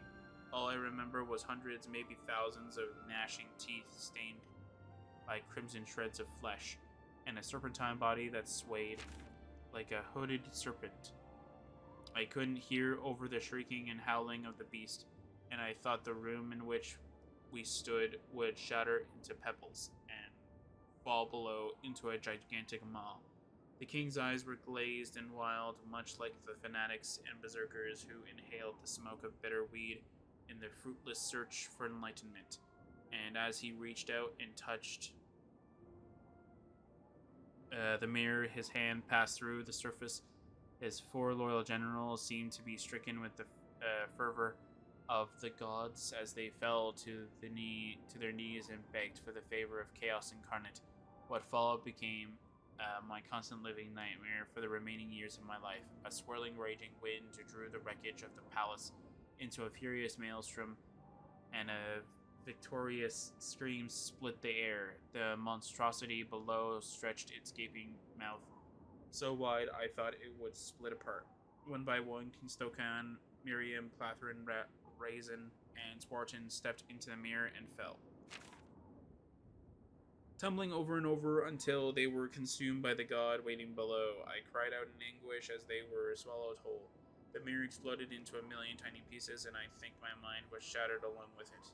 I awoke in total darkness, thinking I'd been completely blinded, but gradually the gloom lightened, and I saw that I had been returned to the caverns below the palace. My throat was raw. The first sounds I'd made in nearly 20 years were my screams for the king, who saw the bloodlust in me and allowed it to flourish like a festering wound. Many called him cruel, but I called him father. The mage was sitting across the room, leaning on the wall. She was staring at me with amusement, and I wanted to crush her like a bug, but I was weak, and in the end, it didn't really matter anymore. I dragged myself to my feet, and when I felt steady enough, I walked along the tunnels back to the prison. It was quiet, all the cell doors were open, and the prisoners were gone.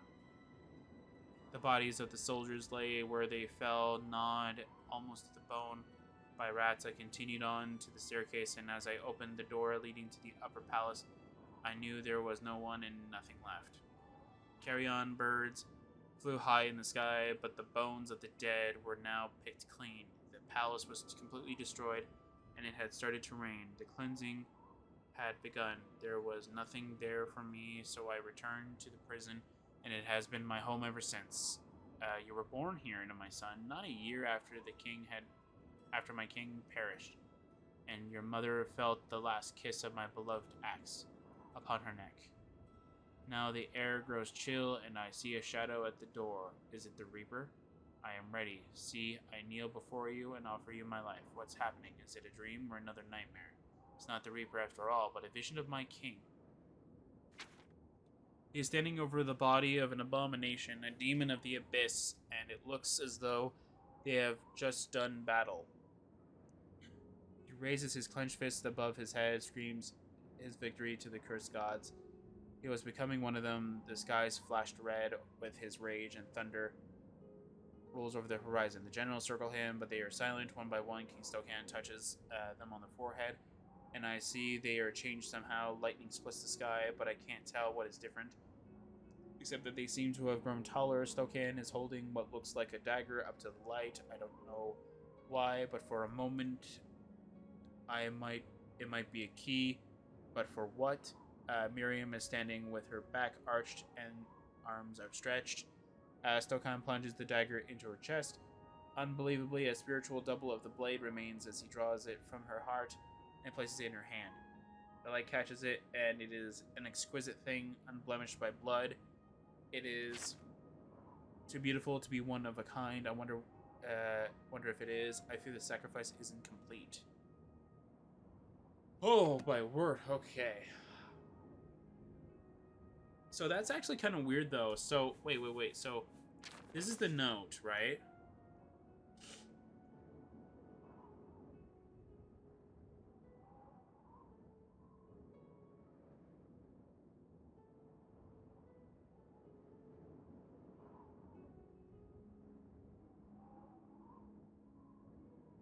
Okay, so this has the same text as this. So that's actually kind of weird. Anyway. Ugh, I'm pretty much done. That's pretty much how I feel right now. That was an hour of reading kind of thing. I'm pretty much done. But we have to read one more thing.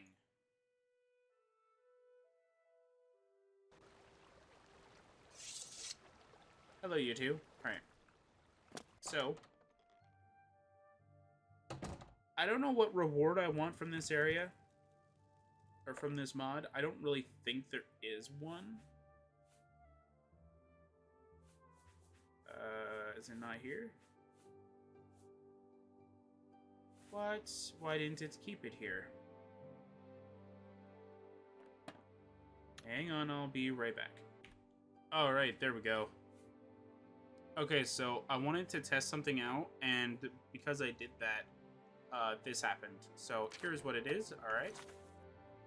So here's what this is. Okay, let's just go back a little bit. Alright, so here's what it is. Okay, so gold requirement, not applicable, but I do recommend level 10. It seemed like some of the enemies were leveled, so level 10 should be fine. This is supposed to say not applicable, but hey, it's fine. Initial gold requirement, not applicable. You don't really get any, you don't need any gold at the start. Modifiable gold requirement, not applicable. Again, you just dive in, right? Gold reward, not applicable because there's no quest that gives you gold right at the bat, right? Rewards, weapons. As you can see, like the Cursed Axe, the Soul Reaper, and Stokan's Blade itself, they're the weapons you can get during the adventure. The armor that I just kind of showed off, I don't know if you can actually obtain that legitimately, but we're not going to mention that too much, right? So there's that as well. The one thing that I do want to mention, though, is that on the final thing here, the selling item total gold accumulated 35k. The reason why I didn't just say like 50k and call it a day is because the items that I was able to obtain that is random, so like the ebony, the glass stuff, they have a very high value, right? So that kind of throws off the numbers just a tiny little bit.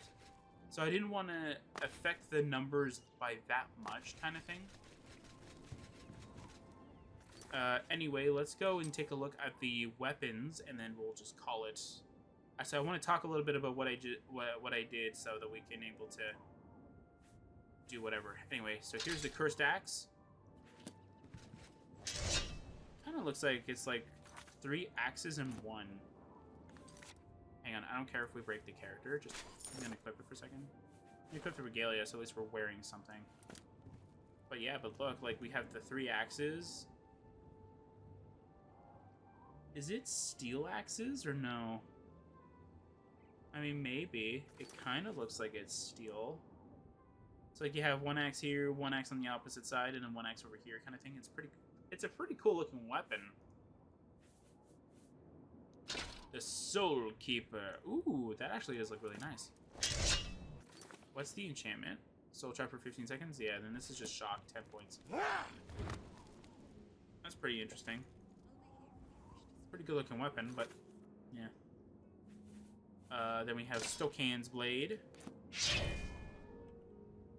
It looks okay. Doesn't look like the greatest weapon ever, but hey, it's a good looking weapon. It's not the best one though. So yeah, so that's pretty much it. Okay, so you might be wondering what I did, kind of thing. As you can see, I have no fame, no infamy, no bounty, blah, blah, blah. But yet, once I unequip this regalia, I'm going to do that just in case it resets it. You'll see I now have 273 fame and 4 infamy. So what did I do? Alright, so here's exactly what I did. So I wanted to do this for the influence script for like a really long time. And I figured that having the regalia might be like another way of being able to achieve my goal kind of thing of being able to do it. So I chose to add it to the regalia as well. So the idea is that when you equip the Dark King's armor, and by extension the regalia, so that would be because it makes sense a little bit, but don't draw too much attention to it, you have a sort of a split personality kind of thing, where the Dark King has its own influence kind of thing. So that when I talk to anybody else, it's like, oh, they're talking to a separate entity, right? Similar to how the Gray Fox's cowl works. So same concept, but different idea, right? Or same idea, but different ways of how I wanted to do it. So I had a little bit of issues at the beginning because for some odd reason it wasn't doing what I wanted it to do, and then I realized that I might be doing it wrong, so I took a look at how the Great Cowl does it, and I figured out what I was doing wrong, so I ended up fixing it. So, yeah. So now it now works perfectly fine. As you can see, I'm able to retain my thing. Actually, I don't know about bounties yet, so let's go take a look at that. Alright, buddy. There you go. So we just committed murder, but if I were to unequip Regalia... Something to report? Yeah, alright. So you don't recognize that I murdered the guy, because I'm not the Dark King. But as soon as I put this on... Stop right there, criminal! Yeah, it works! Alright, there you go. That's awesome. Yeah, it works. It's amazing. Why won't you die? Because you're not fast enough to catch me, buddy.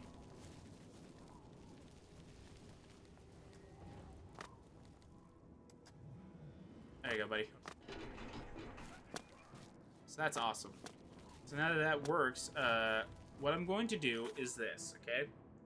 I'm going to go through all the mods again. Wearing the regalia kind of thing, or wearing whatever. I'm going to grab whatever the final number is, so whatever the infamy and fame is kind of thing.